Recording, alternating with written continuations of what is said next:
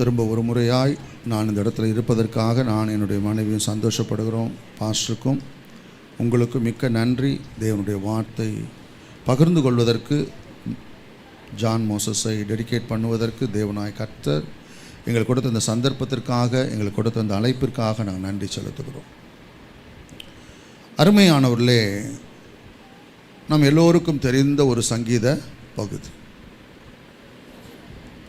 கிறிஸ்தவ விசுவாசிகளிடத்தில் ஏதாவது வசனம் சொல்லுங்கள் அப்படின்னு சொன்னால் பெரும்பாலான ஆட்கள் சொல்லுகிற 2 வேத பகுதி, ஒன்று சங்கீதம் 23 விட்டால் இன்னொரு சங்கீதம் 91. இன்னும் சில பேருக்கு இது 2ம் தெரிலனாலும் ஏதாவது ஒரு வசனம் சொல்லணும்னா என் ஆத்துமாவே கர்த்தரை ஸ்தோத்திரினுவாங்க. ஆடா, அது பாசு சொல்கிறது. இது ஒரு அருமையான ஒரு சங்கீதம். இது தாவீதின் சங்கீதம் என்று எழுதப்பட்டிருக்கிறது. இந்த சங்கீதத்தை என்றைக்கு அவன் எழுதியிருப்பான் தன்னுடைய வாழ்க்கையிலே என்று சொன்னால், இந்த வார்த்தைகளை எந்த மனிதன் இவ்வளவு ஒரு விசுவாசத்தோடு தைரியத்தோடு எழுத முடியும் என்றால், வாழ்க்கையின் ஊடாக ஏராளமான உபத்திரவங்களுக்கூடாக ஏராளமான போராட்டங்களுக்குள்ளாக கடந்து போன ஒரு மனுஷன் மட்டும்தான் இந்த வார்த்தைகளை எழுத முடியும். அவ்வளவு விசுவாசத்தோடு தைரியத்தோடு ஒரு அமைதலான ஒரு இருதயத்திலிருந்து எழும்பக்கூடிய வார்த்தைகள் இந்த வார்த்தைகள்.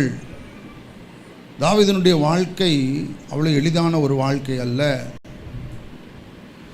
அவனுடைய வாழ்க்கை மிகவும் போராட்டங்களினாலே நிறைந்த ஒரு வாழ்க்கையாக இருந்தது.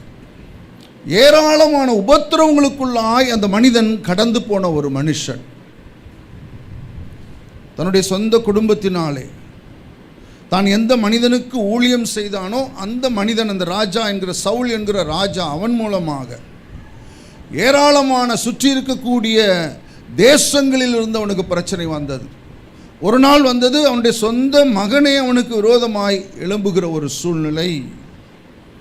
இந்த மனிதனுடைய வாழ்க்கையிலே இவர்கள்தான் எனக்கு எதிரிகளாக இருப்பார்கள் என்று சொல்ல முடியாத அளவிற்கு இவனுடைய வாழ்க்கை எதிரிகளினாலே சூழ்ந்த ஒரு வாழ்க்கையாக இருந்தது. சில நேரங்களில் சில விசுவாசிகள் சொல்லுவாங்க, பாஸ்டர் என்ன மாதிரி கஷ்டப்பட்டவங்க யாருமே இல்லை பாஸ்டர், 1-2 உள்ளே உட்காந்துருக்கோம். இங்கேயும் என்ன மாதிரி கஷ்டப்பட்டவங்க யாருமே இல்லை பாஸ்டர். உங்களை மாதிரி கஷ்டப்பட்ட ஆட்கள் எல்லாம், உங்களை காட்டிலும் மோசமாக கஷ்டப்பட்ட ஆட்கள் ஏராளமான பேர் இருக்கிறாங்க. நீங்கள் இன்னும் உலகத்தை என்ன செய்யலை, சரியாக பார்க்கலன்னு அர்த்தம். ஒரு முறை ஒரு ஊழியக்காரர் என்னிடத்தில் வந்தார். என்னுடைய கல்லூரியில் படித்த ஒருவர், முழு நேர ஊழியத்தில் இருக்கிறார். அவர் சொன்னார், பாஸ்டர் நான் ஒரு பிரதரை கூப்பிட்டு வர்றேன், நீங்கள் அவரோட பேசி நீங்கள் அவரை கொஞ்சம் உற்சாகப்படுத்தி விடுங்கன்னு சொன்னார். நானும் சரி கூட்டிகிட்டு வாங்க அப்படின்னு சொல்லிட்டேன் நான். ஆனால் நான் சந்திக்க போகிற மனுஷன் இப்படிப்பட்ட ஒரு மனுஷனாக இருப்பான்னு நான் நினச்சே பார்க்கல. அவர் என் ஆஃபீஸ்க்கு வந்தார். நல்லா ரொம்ப ரொம்ப அழகாக, ரொம்ப ஸ்மார்ட்டாக இருந்தார். நல்ல வசதியான குடும்பத்தை சேர்ந்தவரை போல் நல்லா தெரிந்தது. நான் உட்கார சொன்னேன், சும்மா பேசிகிட்டே இருந்துச்சு. சொன்ன பிரதர் சொல்லுங்கள், உங்களுடைய என்ன, உங்களுக்கு என்ன பிரச்சனையில் இருக்கிறீங்க? அவர் சொன்னார், பாஸ்டர் நான் நல்ல வசதியான குடும்பத்தை சேர்ந்தவர். நான் சொன்னேன், அது உங்களை பார்த்தாலே தெரியுது பிரதர், வீட்டில் ஒரு குறைவு இல்லை பாஸ்டர். சொத்து சுகத்துக்கு, வீடுகளுக்கு, ஆஸ்திகளுக்கு, பணத்திற்கு ஒரு குறை கிடையாது. வேலைக்காரர்களுக்கு குறைவு கிடையாது. கார், பைக்கு இதுகளுக்கு குறைவு கிடையாது. எல்லாமே இருக்குது பாஸ்டர். நல்ல தகப்பன் தாயை ஆண்டவர் எனக்கு கொடுத்தார். நல்ல மனைவி, நல்ல 2 பிள்ளைகளை கொடுத்தார். என் வாழ்க்கை சந்தோஷமாய் போய் கொண்டிருந்தது.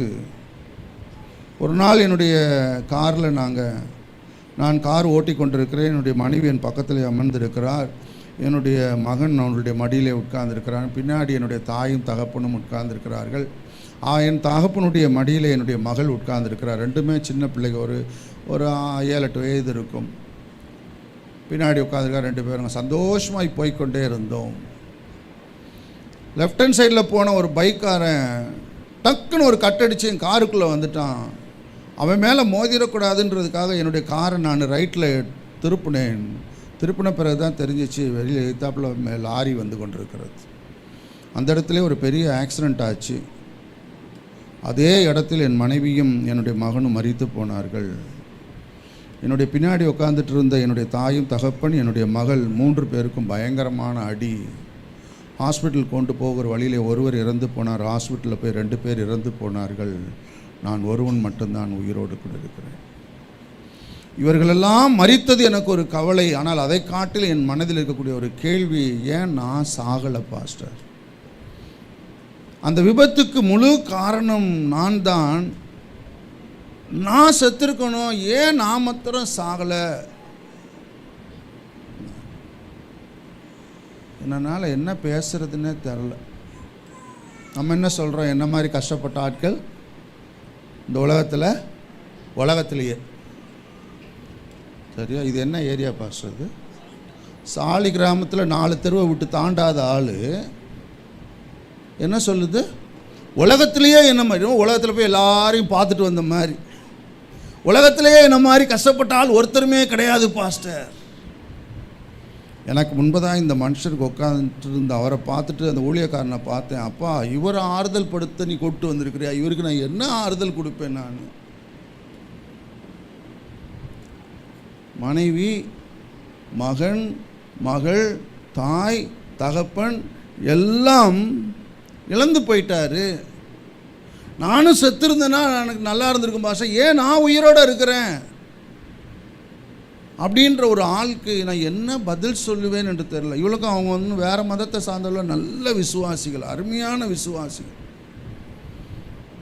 அள்ளி கொடுக்கக்கூடிய விசுவாசிகள், சபைக்கும் சரி ஊழியத்துக்கும் சரி.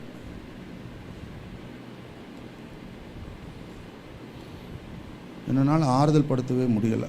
எனக்கு என்ன ஒரு வார்த்தையும் வரல. வேதம் சொல்லுகிறது, அழுகிறவர்களுடைய நீங்கள் என்ன செய்யுங்கள், அழுங்கள். நான் சொன்னேன், ஜெபம் பண்ணலாம் பிரதர், எனக்கு ஒன்றும் செய்ய தெரில, ஜெபம் பண்ணலான்னு சொல்லிவிட்டு நான் கண்ணீரோடு நான் அவருக்காக அழுது ஜெபம் பண்ணேன். என்னால் எனக்கே வேதனையாயிருச்சு. ஏன்னா நம்ம பிள்ளைகளுக்கு ஒரு சின்ன ஒன்று வந்துருச்சுனாலே நம்ம துடிச்சிடுறோம்.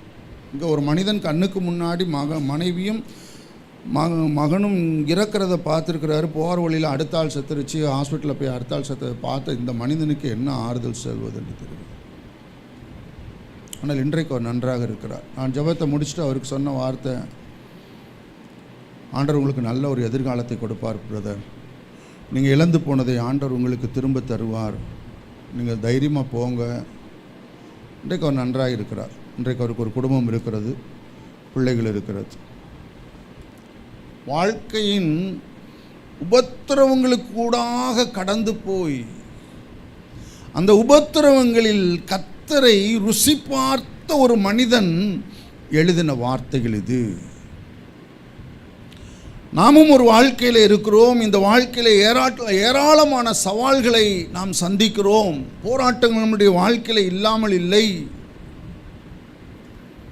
நாம் ஆண்டவரை அறியாததற்கு முன்பதாக நாம் ஆண்டவரை அறிந்து கொள்வதற்கு ஒரு காரணங்கள், ஒரு சூழ்நிலை அமைகிற பொழுது நமக்கு சொல்லுகிறவர்கள் என்ன சொல்லுவாங்கன்னா, நீங்கள் இயேசுவை ஏற்றுக்கொள்ளுங்க, உங்களுடைய பிரச்சனை என்ன செஞ்சிடும், தீந்துரும் அப்படின்னு சொன்னாங்க. எஸ் சொன்னார்கள். ஆனால் அந்த பிரச்சனை தீந்துருச்சு. ஆனால் அதுக்கு பிறகு ஏராளமான பிரச்சனைகளை நாம் சந்திக்கிறோம். பிரச்சனைகளையே இல்லை என்று சொல்லக்கூடிய ஒரு மனிதன் இந்த உலகத்தில் என்ன இல்லவே இல்லை. நீங்கள் யாரையும் பார்க்கவே முடியாது. நாமும் ஒரு வாழ்க்கை வாழ்ந்து கொண்டிருக்கிறோம். இந்த வாழ்க்கையில் ஏராளமான பிரச்சனைகளுக்கு கூடாய் கடந்து போகிற பொழுது இந்த சங்கீதக்காரன் நல்ல சில வார்த்தைகளை எனக்கும் உங்களுக்கும் கற்றுக் கொடுக்கிறான். இந்த மனிதன் சொல்லுகிற பொழுது இந்த சங்கீதத்தினுடைய இந்த 23ஆம் சங்கீதத்தினுடைய முக்கியமான சத்தியம் என்னவென்றால், அவன் சொல்லக்கூடிய 1ஆம் வசனத்தில் சொல்லக்கூடிய நான் தாழ்ச்சி அடையேன், நான் தாழ்ச்சி அடையேன், நான் குறைந்து போவதில்லை, நான் குறைந்து போவதில்லை, நான் தாழ்ந்து போவதில்லை. அதுதான் இந்த சங்கீதத்தினுடைய பிரதானமான சத்தியம். ஏன் நான் தாழ்ந்து போகிறதில்லை? அதற்கு பிரதானமான அடித்தளமாய் இருக்கக்கூடிய சத்தியம் என்னவென்றால், கர்த்தர் என்னுடைய மேய்ப்பராய் இருக்கிறார். கர்த்தர் என் மேய்ப்பராய் இருக்கிறார். இந்த தாவீது யார்? அவனுடைய வாழ்க்கை ஆரம்பிக்கிற பொழுது வேதம் அவனை எப்படியாய் அறிமுகப்படுத்துகிறது என்றால், அவன் ஆடு மேய்க்கிற ஒரு மனுஷன், அவன் மேய்ப்பன், அவனே ஒரு மேய்ப்பன். ஆடுகளை மேய்க்கிற பொழுது ஒரு மேய்ப்பனாய் இருந்து இந்த ஆடுகளை நான் எப்படியாய் நான் மேய்க்கிறேன் என்கிறதை நன்றாய் அறிந்த ஒரு மனுஷன், இந்த ஆடுகளை நான் இவ்வளவு நேர்த்தியாய், இவ்வளவு பாதுகாப்பாய், இவ்வளவு அன்போடு அக்கறையோடு நான் நடத்துகிறேன் என்றால், தன்னுடைய தேவனை பார்க்கிறான். தன்னுடைய தேவனை பார்த்துவிட்டு, அவர் என் தேவன் எனக்கு எப்படிப்பட்டவராயிருக்கிறார் என்று சொல்லுகிற பொழுது, தன்னைப் போலவே ஒரு மேய்ப்பனாய் அவரை பார்க்கிறார். உலக பிரகாரமாய் ஆடுகளை மேய்க்கக்கூடிய நான் இவ்வளவு நேர்த்தியாய், இவ்வளவு காரியங்களை உண்மை உத்தமமாய் செய்வேன் என்றால், என்னுடைய ஆண்டவர் என் வாழ்க்கையினுடைய மேய்ப்பராய் இருந்து என் வாழ்க்கையை எப்படியாய் நடத்துவார் என்கிறதை அவன் கற்பனையாய் பார்க்கிறான். ஆண்டவரை மேய்ப்பருக்கு ஒப்பனையாய் சொல்லுகிறான். அப்படி சொல்லுகிற பொழுது, அவர் என் வாழ்க்கையினுடைய மேய்ப்பராய் இருக்கிறபடியினால் நான் என்ன செய்வதில்லை? தாழ்ந்து போவதில்லை, நான் தாழ்ச்சி அடைவதில்லை. அவர் என்னுடைய மேய்ப்பராய் இருப்பார் என்றால் என்னுடைய வாழ்க்கையிலே ஒரு குறைவும் இல்லை, ஒரு தாழ்ச்சியும் இல்லை என்கிறதை அந்த மனிதனால உறுதியாய் சொல்ல முடிந்தது.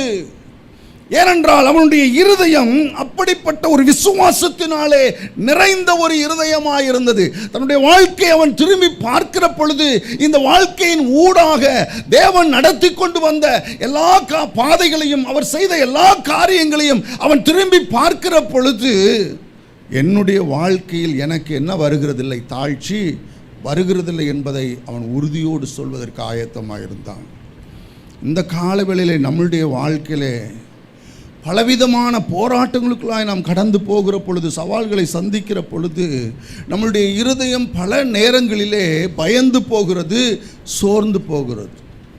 சில விசுவாசிகள் கேட்பாங்க, ஏன் பாஸ்டர் எனக்கு மாத்திரம் பிரச்சனை வருது? அவங்க நல்லா இருக்கிறாங்க, இவங்க நல்லா இருக்கிறாங்க, எல்லாருக்கும் நல்லா தான் இருக்கிறாங்க. கடந்த நாட்கள் ஒரு ஆக்சிடெண்ட் ஆன ஒருவரை சந்தித்த பொழுது அவர் கேட்ட கேள்வி அதுதான், எத்தனை பைக்கு போகுது பாஸ்டர் ரோட்டில், ஏன் பாஸ்டர் எனக்கு மாத்திரம் ஆக்சிடெண்ட் ஆச்சுன்னார். என்ன சொல்கிறது? நான் அவருக்கு பார்த்து சொன்னேன், அப்பா உனக்கு மாத்திரம் ஆக்சிடெண்ட் ஆகலை, எனக்கும் ஆக்சிடெண்ட் ஆகிருக்குது, எனக்கும் ஆக்சிடெண்ட் ஆகிருக்குது, எத்தனையோ பேருக்கு ஆக்சிடெண்ட் ஆகிருக்குது.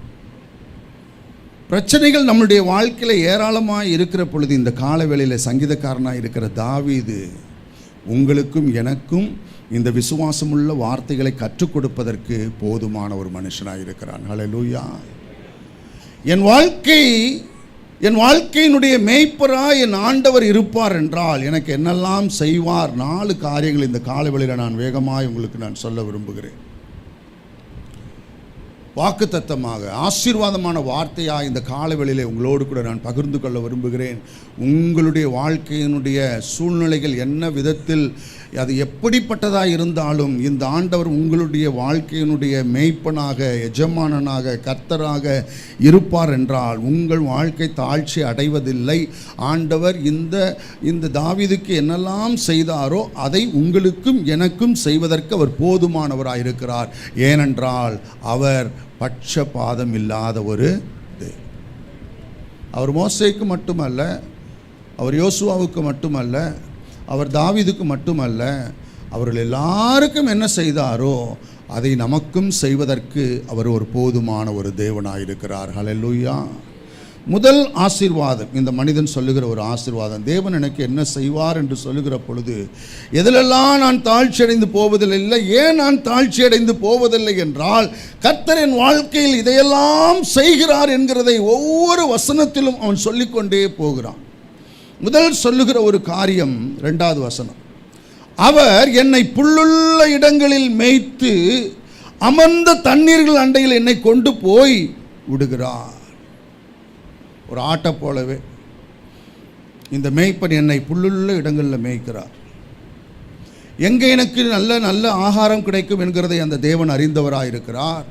என்னை கொண்டு போய் விடுகிற பொழுது புல்லுள்ள இடங்களில் கொண்டு போய் என்னை ஆண்டவர் விடுகிறார்.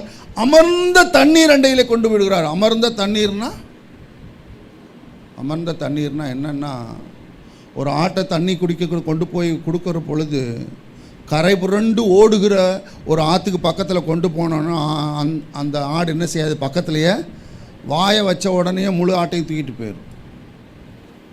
அப்போ தான் அந்த மேய்ப்பன் என்ன செய்வான்னா, எங்கே தண்ணி வந்து மெல்லமாக, அதாவது ஆங்கிலத்தில் ஸ்டில் வாட்டர்னு வருது, ரொம்ப பயங்கரமாய் ஓடாமல் எங்கே மெல்ல ஓடிக்கொண்டிருக்கிறதோ அந்த இடத்துல கொண்டு போய் நிப்பாட்டி அங்கே தான் குடிக்க விடுவான். ஏன்னா அப்போ தான் அது தைரியமாக என்ன செய்ய முடியும், குடிக்க முடியும்.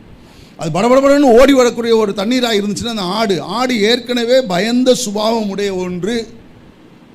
அப்படிப்பட்ட ஆட்டுக்கு கொண்டு போய் எங்கே விடணும் என்கிறதை இந்த மனிதன் அறிந்தவனாக இருக்கிறான். இப்போ சொல்கிறான், தன் வாழ்க்கையை பார்த்துட்டு சொல்கிறான், என் வாழ்க்கையில் இந்த ஆடுகளுக்கு நான் இப்படி செய்வேன் என்றால், என்னுடைய ஆண்டவர் என் வாழ்க்கையினுடைய மேய்ப்பராக இருக்கிற பொழுது அவர் என்னை புல்லுள்ள இடங்களில் மேய்த்து அமர்ந்த தண்ணீரண்டையிலே கொண்டு போய் விடுகிறார் என்று சொல்கிறான். தன்னுடைய வாழ்க்கையினுடைய உலக பிரகாரமான மாம்ச பிரகாரமான தேவைகளை அவர் சந்திப்பதற்கு போதுமானவராயிருக்கிறார். என் உலக பிரகாரமான எல்லா தேவைகளையும் தேவன் சந்திக்கிறார் என்று சொல்லுவதற்கு அவன் அடையாளமாய் ரெண்டு காரியத்தை சொல்கிறான். ஒன்று புல்லை சொல்லுகிறான், இன்னொன்று தண்ணீரை சொல்லுகிறான். என்னுடைய மனைவியை நான் திருமணம் செய்வதற்கு பார்க்க வந்த பொழுது 91வது வருஷம் பிப்ரவரி மாதம் 10ஆம் தேதி, நான் இன்னும் மறக்கல. அது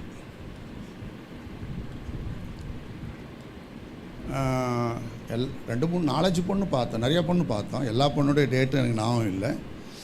சரியா, இந்த மனைவி பார்க்குறப்போ, என் மனைவியாக போகிற இந்த பெண்ணை பார்த்தப்போ தான் டேட் எனக்கு ஞாபகம் இருக்குது. நான் அதான் ஆண்டவர் ஓகே பண்ணார். அதனால் மனசில் அதை பிடிச்சிக்கிட்டேன் அந்த டேட்டை. எல்லா பெண்ணையும் பார்த்த டேட்டெல்லாம் ஞாபகம் வச்சுட்டு இருந்தோம்னா குடும்பத்தில் குழப்பமாகி போயிடும். சரியா, அப்போது எனக்கு தெளிவான லீடிங் இருந்துச்சு. நான் ஒரு முறை போகும்போது கண்ணீரோடு தான் போவேன். நான், ஆண்டவரே என்னை சரியான இடத்துக்கு நடத்துங்கப்பா, சரியான மனைவியை தாங்க ஆண்டவரே. கட்டின பிறகு அது பிசாசுனால நம்ம என்ன செய்ய முடியாது, வாழ்ந்து தான் ஆகணும். சரியா, அப்போ என்னோடு கூட என்னுடைய அண்ணன் வந்திருந்தது, அண்ணனும் அண்ணியும். நான், என் தாய், என் அண்ணன், அண்ணி 4 பேர் தான் என்னோட வந்திருந்தார். எல்லாமே நல்லபடியாக தான் இருந்துச்சு. ஆனால் எங்கள் அண்ணன் என்னை இந்த பொண்ணினுடைய குடும்பத்தை பார்த்து கேட்டது, நாங்கள் உங்களுக்கு ஒன்று சொல்லணும், நாங்கள் மறைக்க விரும்பலை அப்படின்னு சொல்லிச்சு. இப்படி சொன்னால் என்ன நடக்கும், நாங்கள் உங்களுக்கு ஒன்று சொல்லணும், நாங்கள் ஒன்று மறைக்கக்கூடாதுன்னா அவங்க என்ன நினைப்பாங்கன்னா, மாப்பிள்ளைக்கு கை கால்லாம் இருக்குதா, இல்லை 2 கிட்னி இருக்குதா, இல்லை எல்லாமே நல்லா தான் இருப்பாரா, பயந்தானே வந்துடும். நான் வேறு எங்கள் அண்ணனை பார்க்குறேன், இது ஏன்டா இது ஏதோ பூஜையில் இதோ வந்த மாதிரி, இது எதிர ஆரம்பிக்குது என்னமோ புதுசான்னு, என்ன செய்ய போகுதுன்னு தெரிலையே. ஆனால் ஆண்டவர் வேறு நல்ல சிவப்பாக நல்ல அழகான ஒரு பொண்ணை கொண்டு வந்து உட்கார வச்சுருக்கிறார் முன்னாடி. இப்போ என்னடானா, இது எதுவும் ஆரம்பிக்கிறது, நாங்கள் ஒரு உண்மையை உங்களுக்கு சொல்லி ஆகணும், மறைக்கக்கூடாது. இது என்ன உண்மையை சொல்ல போகுது, நம்மளுக்கு காலில் நல்லா தானே இருக்குது, கை காலில் நல்லா தானே வேலை செய்யுதுன்னு யோசிச்சு. எங்கள் அண்ணன் வந்து நல்ல ஒரு அண்ணன், நீதிமான், என்னை காட்டிலும் நீதிமான். அப்போ பெண் வீட்டார் கேட்டாங்க, என்னன்னு சொல்லுங்கள் அப்படின்னாங்க. எங்கள் தம்பிக்கு ஒரு குறைவு கிடையாது, நான் இப்போ ஊழியத்தில் இருக்கிறேன், ஒரு உதவி போதவனாய் நான் ஊழியம் செய்து கொண்டிருக்கிறேன். அண்ணன் இருக்குது, அக்கா இருக்குது, தங்கச்சி இருக்குது, 3 பேருமே நாங்கள் நல்லா செட்டில் ஆகிட்டோம், நல்லா இருக்கிறோம், ஒரு குறை கூட. அம்மா அப்பாவும் எல்லாமே 2 பேர் கவர்மெண்ட் ஜாப்லேருந்து ரிட்டையர்ட் ஆகிட்டு வந்தவங்க, 2 பேருக்கு பென்ஷன் வருது. என் தம்பிக்கு எந்த குறைவும் இல்லை. ஆனாலும் ஒன்றை சொல்லணும்னு, சீக்கிரமாக சொல்லு அதை. அப்போ என் அண்ணன் சொல்லிச்சு, ஏதோ குடும்பத்தில் ஒரு பிரச்சனை இருந்துச்சு, தனியாக தான் போகணும் அப்படின்னா அப்போ தெரிஞ்சு பிரயோஜனம் இல்லை, அதனால் இப்போவுமே நான் சொல்லிட விரும்புகிறேன் அப்படின்னு சொல்லிச்சு. என்னுடைய தம்பி வாங்குகிற சேல்ரி வந்துட்டு 500 rupees தான்னுச்சு. எவ்வளவு? இந்த சபையில் ஒருத்தரும் நீங்கள் பொண்ணு கொடுத்துருக்க மாட்டீங்க எனக்கு, இது உங்களுக்கு தெரிஞ்சிருந்தா. 500 ரூபாயா? 500 ரூபாயை வச்சு என்னப்பா செய்ய முடியும்? 500 rupees 91ல், அவ்வளோதான் என்னுடைய சேல்ரி. என்னுடைய மனைவி சொன்ன ஒரு வார்த்தை எங்கள் அண்ணனை பார்த்து சொல்லிச்சு, நானும் இவரும் கணவன் மனைவியாய் இருக்கணும் என்கிறது தேவனுடைய சித்தம் என்றால் அவர் எங்களை நடத்துவார். ஐயோ 500 ரூபாயா, அது லிப்ஸ்டிக் வாங்க கூட பார்த்தாது எனக்கு. ஐயோ 500 ரூபாய், நான் போடுற பவுடரே அதோட காஸ்ட்லியாச்சே. 500 ரூபாயா, நான் 3 மாதத்துக்கு ஒரு தடவை மேக்கப் இதுக்கு போகிறேன்னு, ஃபேஷியலுக்கு போகிறேன்னு, அதில் 10ல் 1 பங்கு தசமபாகத்துக்கு கூட அது ஒத்து வராதுன்னு சொல்லக்கூட ஒரு ஆளாய் அல்ல. மாறாய் தன் இருதயத்தில் ஒரு விசுவாசம் இருந்தது. ஊழியக்காரனுடைய பிள்ளை, அவங்க பாஸ்டருடைய பொண்ணு, அவங்க சொன்ன ஒரு வார்த்தை, நானும் இவரும் கணவன் மனைவியாக இருக்கணுங்கிறது தேவனுடைய சித்தமாக இருந்தால் இந்த 500 ரூபா எங்களை நடத்தாது. யார் எங்களை நடத்துவா? கர்த்தர் எங்களை நடத்துவா. ஜூன் மாதம் 3ஆம் தேதியிலிருந்து எங்கள் வாழ்க்கை 91வது வருஷம் ஆரம்பிச்சிச்சு. இந்த 2025வது வருஷம் வரைக்கும் எங்களை புல்லுள்ள இடங்களில் மேய்த்து அமர்ந்த தண்ணீர் அண்டையிலே கொண்டு போய் விடுவதற்கு எங்கள் தேவன் உண்மையுள்ளவராயிருக்கிறார். நம்முடைய உலக பிரகாரமான இவ்வாழ்க்கைக்குரிய எல்லா தேவைகளையும் சந்திப்பதற்கு அவர் உண்மையுள்ளவராயிருக்கிறார். அதோடு சேர்ந்து இன்னொரு காரியம் சொல்லிடுறேன். 500 ரூபாய் தான் சம்பளம். எங்கள் பாஸ்டர்கிட்ட போய் சொன்னேன், பாஸ்டர் கல்யாணம்லாம் செட்டில் ஆயிடுச்சு பாஸ்டர், பொண்ணெல்லாம் பார்த்தாச்சு பாஸ்டர் அப்படின்னு. அப்படியா, சரி சம்பத், கவலைப்படாதீங்க, நான் உங்களுக்கு இன்க்ரிமெண்ட் தரேன்னார். ஓகே, இன்க்ரிமெண்ட் தரப்போகிறார்.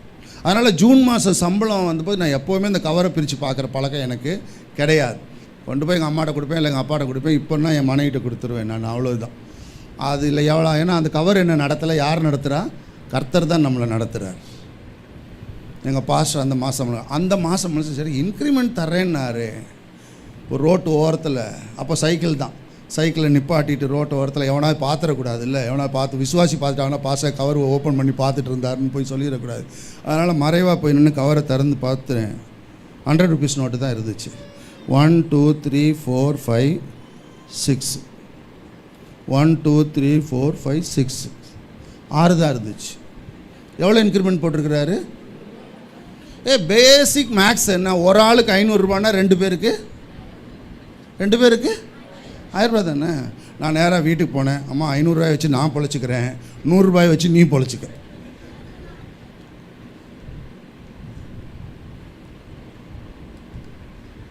கவரோ 500 ரூபாயோ இன்க்ரிமெண்ட்டோ நம்மை வாழ வைப்பதில்லை, கர்த்தர் நம்மை வாழ வைப்பார்.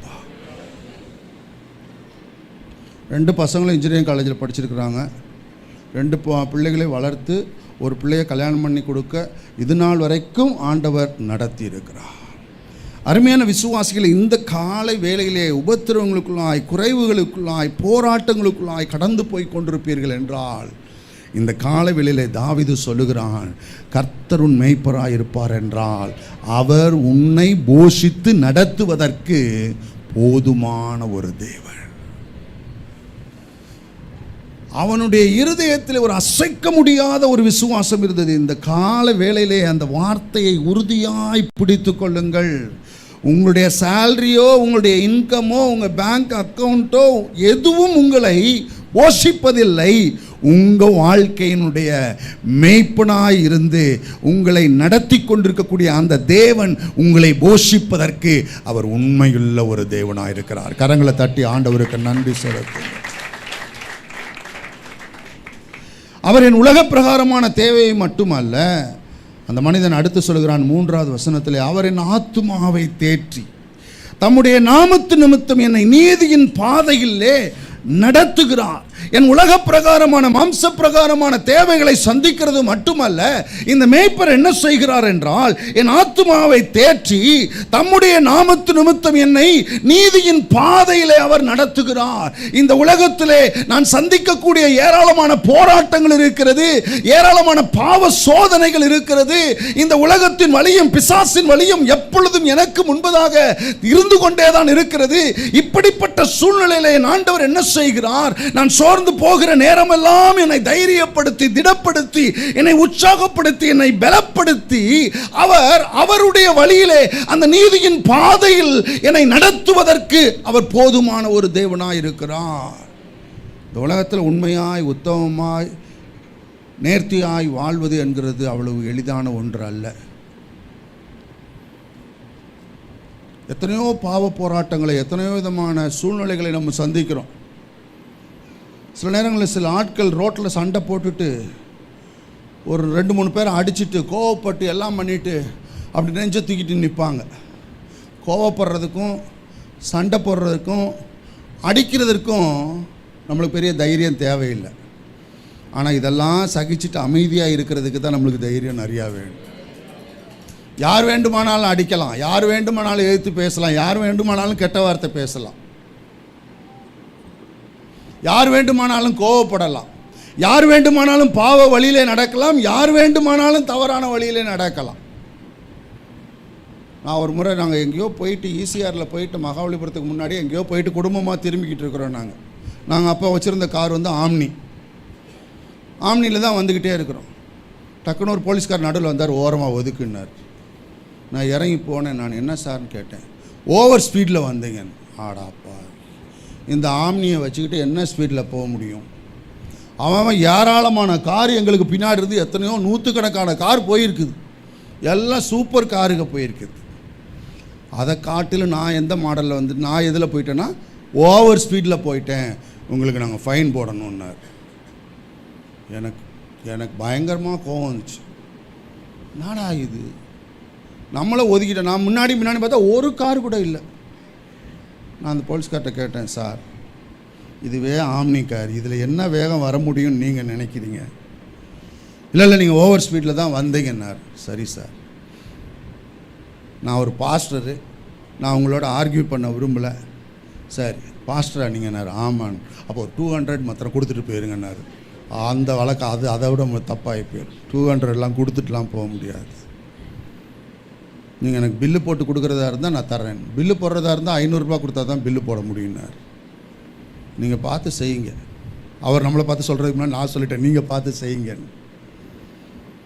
கடைசியில் ஒரு 500 ரூபாய்க்கு பில் போட்டு கையில் கொடுத்தாரு. 500 ரூபாய்க்கு கொடுத்துட்டு வந்தாச்சு. அங்கே கோவப்படுறதுக்கோ அவர்கிட்ட போய் சண்டை போடுறதுக்கோ ஆண்டவர் நம்மளை அழைக்கவில்லை. இது ஒரு சூழ்நிலை தான். நம்மளுடைய வாழ்க்கையில் எத்தனையோ சூழ்நிலைகள் வருகிறது. ஆனால் தேவன், இந்த சங்கீதக்காரன் சொல்லுகிறார், அவருடைய நாமத்து நிமித்தம் என் மேய்ப்பராயிருக்கிற என் ஆண்டவர் என்ன செய்கிறார்? நீதியின் பாதையில் என்னை நடத்துவதற்கு அவர் போதுமானவராயிருக்கிறார். இந்த காலவெளியில் உங்களுடைய வாழ்க்கையில் தேவனுடைய வழியில் என்னால் நடக்க முடியலை, தேவனுக்கு பிரியமாய் வாழ முடியலை என்று சொல்லி உங்களுடைய வாழ்க்கையில் நீங்கள் சோர்ந்து போயிருப்பீர்கள் என்றால், இல்லை நடப்பதற்கு மாறாக உலகத்தின் வழியிலே நடந்து கொண்டிருப்பீர்கள் என்றால், இந்த காலவெளியில் சங்கீதக்காரன் சொல்லுகிறான், உன்னை ஆண்டவர் பலப்படுத்துவார், உன்னை உற்சாகப்படுத்துவார், உன்னை திடப்படுத்துவார். அவருடைய நாமத்து நிமித்தமாய் உன்னை நீதியின் பாதையிலே அவர் நடத்துவதற்கு அவர் போதுமானவராயிருக்கிறார். இந்த உலகத்தில் ஆசீர்வாதமாய் வைப்பதற்கு, ஆசீர்வாதமாய் இருப்பதற்கு மட்டுமல்ல, அருமையான விசுவாசிகளே, தேவன் உங்களை அழைத்ததனுடைய ஒரு நோக்கம், நீங்களும் நானும் அவருடைய பாதையிலே நடக்கும்படியாய் தேவன் நம்மை அழைத்திருக்கிறார். அநேக விசுவாசிகள் ஆசீர்வாதத்தை பெற்றுக்கொள்வதற்கு ஆயத்தமாக இருக்கிறார்கள். ஆண்டவர் எனக்கு இந்த அற்புதத்தை செய்யணும், அந்த அற்புதத்தை செய்யணும் என்று சொல்லுகிற பொழுது, இந்த தாவீதுனுடைய இருதயத்தில் இருந்த ஒரு வாஞ்சை என்னன்னா, ஆண்டவர் எனக்கு அற்புதங்கள் செய்து என் தேவைகளை சந்திக்கிறது மட்டுமல்ல, என் ஆண்டவர் என்னை எதில் நடத்தணும்? என்னை நீதியின் பாதையிலே நடத்தணும். நான் அவருக்கு பிரியமாய், அவருக்கு உண்மையாய், அவருக்கு உத்தமமாய், அவருக்கு மகிமையாய் நான் ஒரு வாழ்க்கை வாழ வேண்டும் என்று நினைத்து ஏங்கின பொழுது அவனை கரம் பிடித்து அவருடைய பாதையிலே நடத்துவதற்கு அந்த தேவன் போதுமானவராயிருந்தார். இந்த காலவெளியிலே உங்களை கரம் பிடித்து அவருடைய பாதையிலே நடத்துவதற்கு அந்த தேவன் போதுமான ஒரு தேவனாயிருக்கிறார். இந்த உலகத்தின் ஆசீர்வாதங்களுக்காய் மட்டும் ஏங்குகிற ஒரு விசுவாசியாய் இருக்கக்கூடாது. தேவன் எனக்கு அற்புதம் செய்யணும், எனக்கு வேலை கொடுக்கணும், என் பிள்ளைக்கு கல்யாணம் பண்ணணும், எனக்கு அது வேணும் இது வேணும் என்று கேட்கிறவர்களாய் மட்டுமல்ல, ஆண்டவரே உம்முடைய வழியில் நான் நடக்க விரும்புகிறேன், உம்முடைய பாதையில் நான் நடக்க விரும்புகிறேன், உமக்கு பிரியமான வழியில் நான் வாழ விரும்புகிறேன், உமக்கு மகிமையாய் என்னுடைய வாழ்க்கையை நான் செலவழிக்க விரும்புகிறேன் என்று சொல்லி ஏங்குகிற விசுவாசிகளாய் இருப்பதற்கு தேவன் உங்களையும் என்னையும் அழைத்திருக்கிறார். எந்த மனுஷன் அதை புரிந்து கொண்டு அதற்கு தன்னை ஒப்பு கொடுக்கிறானோ, அந்த மனிதனை அவருடைய பாதையிலே நேர்த்தியாய் நடத்துவதற்கு அவர் போதுமானவராயிருக்கிறார். அப்போ தேவன் என்னுடைய வாழ்க்கையிலே ஒரு ப்ரொவைடராய், என் தேவைகளை சந்திக்கிற ஒரு தேவனாய், என் ஆத்மீக என்னுடைய ஆவிக்குரிய தேவைகளை சந்திக்கிற ஒரு தேவனாய் இருக்கிறார். ஏனென்றால் என் வாழ்க்கையினுடைய எஜமான் நான் அல்ல, என் வாழ்க்கையினுடைய மேய்ப்பன் நான் அல்ல, என் வாழ்க்கையினுடைய எஜமான், என் வாழ்க்கையினுடைய மேய்ப்பன் யார்? ஆண்டவராயிருக்கிற இயேசு கிறிஸ்து. அவர் என்னுடைய வாழ்க்கையுடைய மேய்ப்பனாக இருக்கிறதுனால இந்த உலக பிரகாரமான தேவைகளை எல்லாம் சந்தித்து என்னை தேற்றி ஆற்றி உற்சாகப்படுத்தி பலப்படுத்தி தைரியப்படுத்தி என்னை நல்ல பலப்படுத்தி அவருடைய வழியிலே நடத்துவிக்கிறதற்கு தேவன் போதுமானவராக இருக்கிறார். ரெண்டாவது ஆசீர்வாதம், ஆண்டவர் ப்ரொடெக்ஷன், நம்மளுக்கு ப்ரொவைடராக இருக்கிறது மட்டுமல்ல, நம் தேவைகளை சந்திக்கிறவராக இருக்கிறது மட்டுமல்ல. ரெண்டாவது ஒரு காரியம் சொல்கிறார். 4வது வசனத்தை வாசிக்கிறேன், கேளுங்கள். நான் மரண இருளின் பள்ளத்தாக்கிலே நடந்தாலும் பொல்லாப்புக்கு பயப்படேன், தேவரீர் என்னோடு கூட இருக்கிறீர், உமது கோலும் உமது தடியும் என்னை தேற்றும். 3வது வசனத்தில் மனுஷன் என்ன சொல்கிறான் என்றால், ஆண்டவர் என்னை நீதியின் பாதையிலே நடத்துகிறார். அப்ப நீதியின் பாதையிலே தேவன் நடத்தி கொண்டிருக்கிற பொழுது இப்ப என்ன வந்துருச்சு? மரண இருளின் பள்ளத்தாக்கு வந்துருச்சு.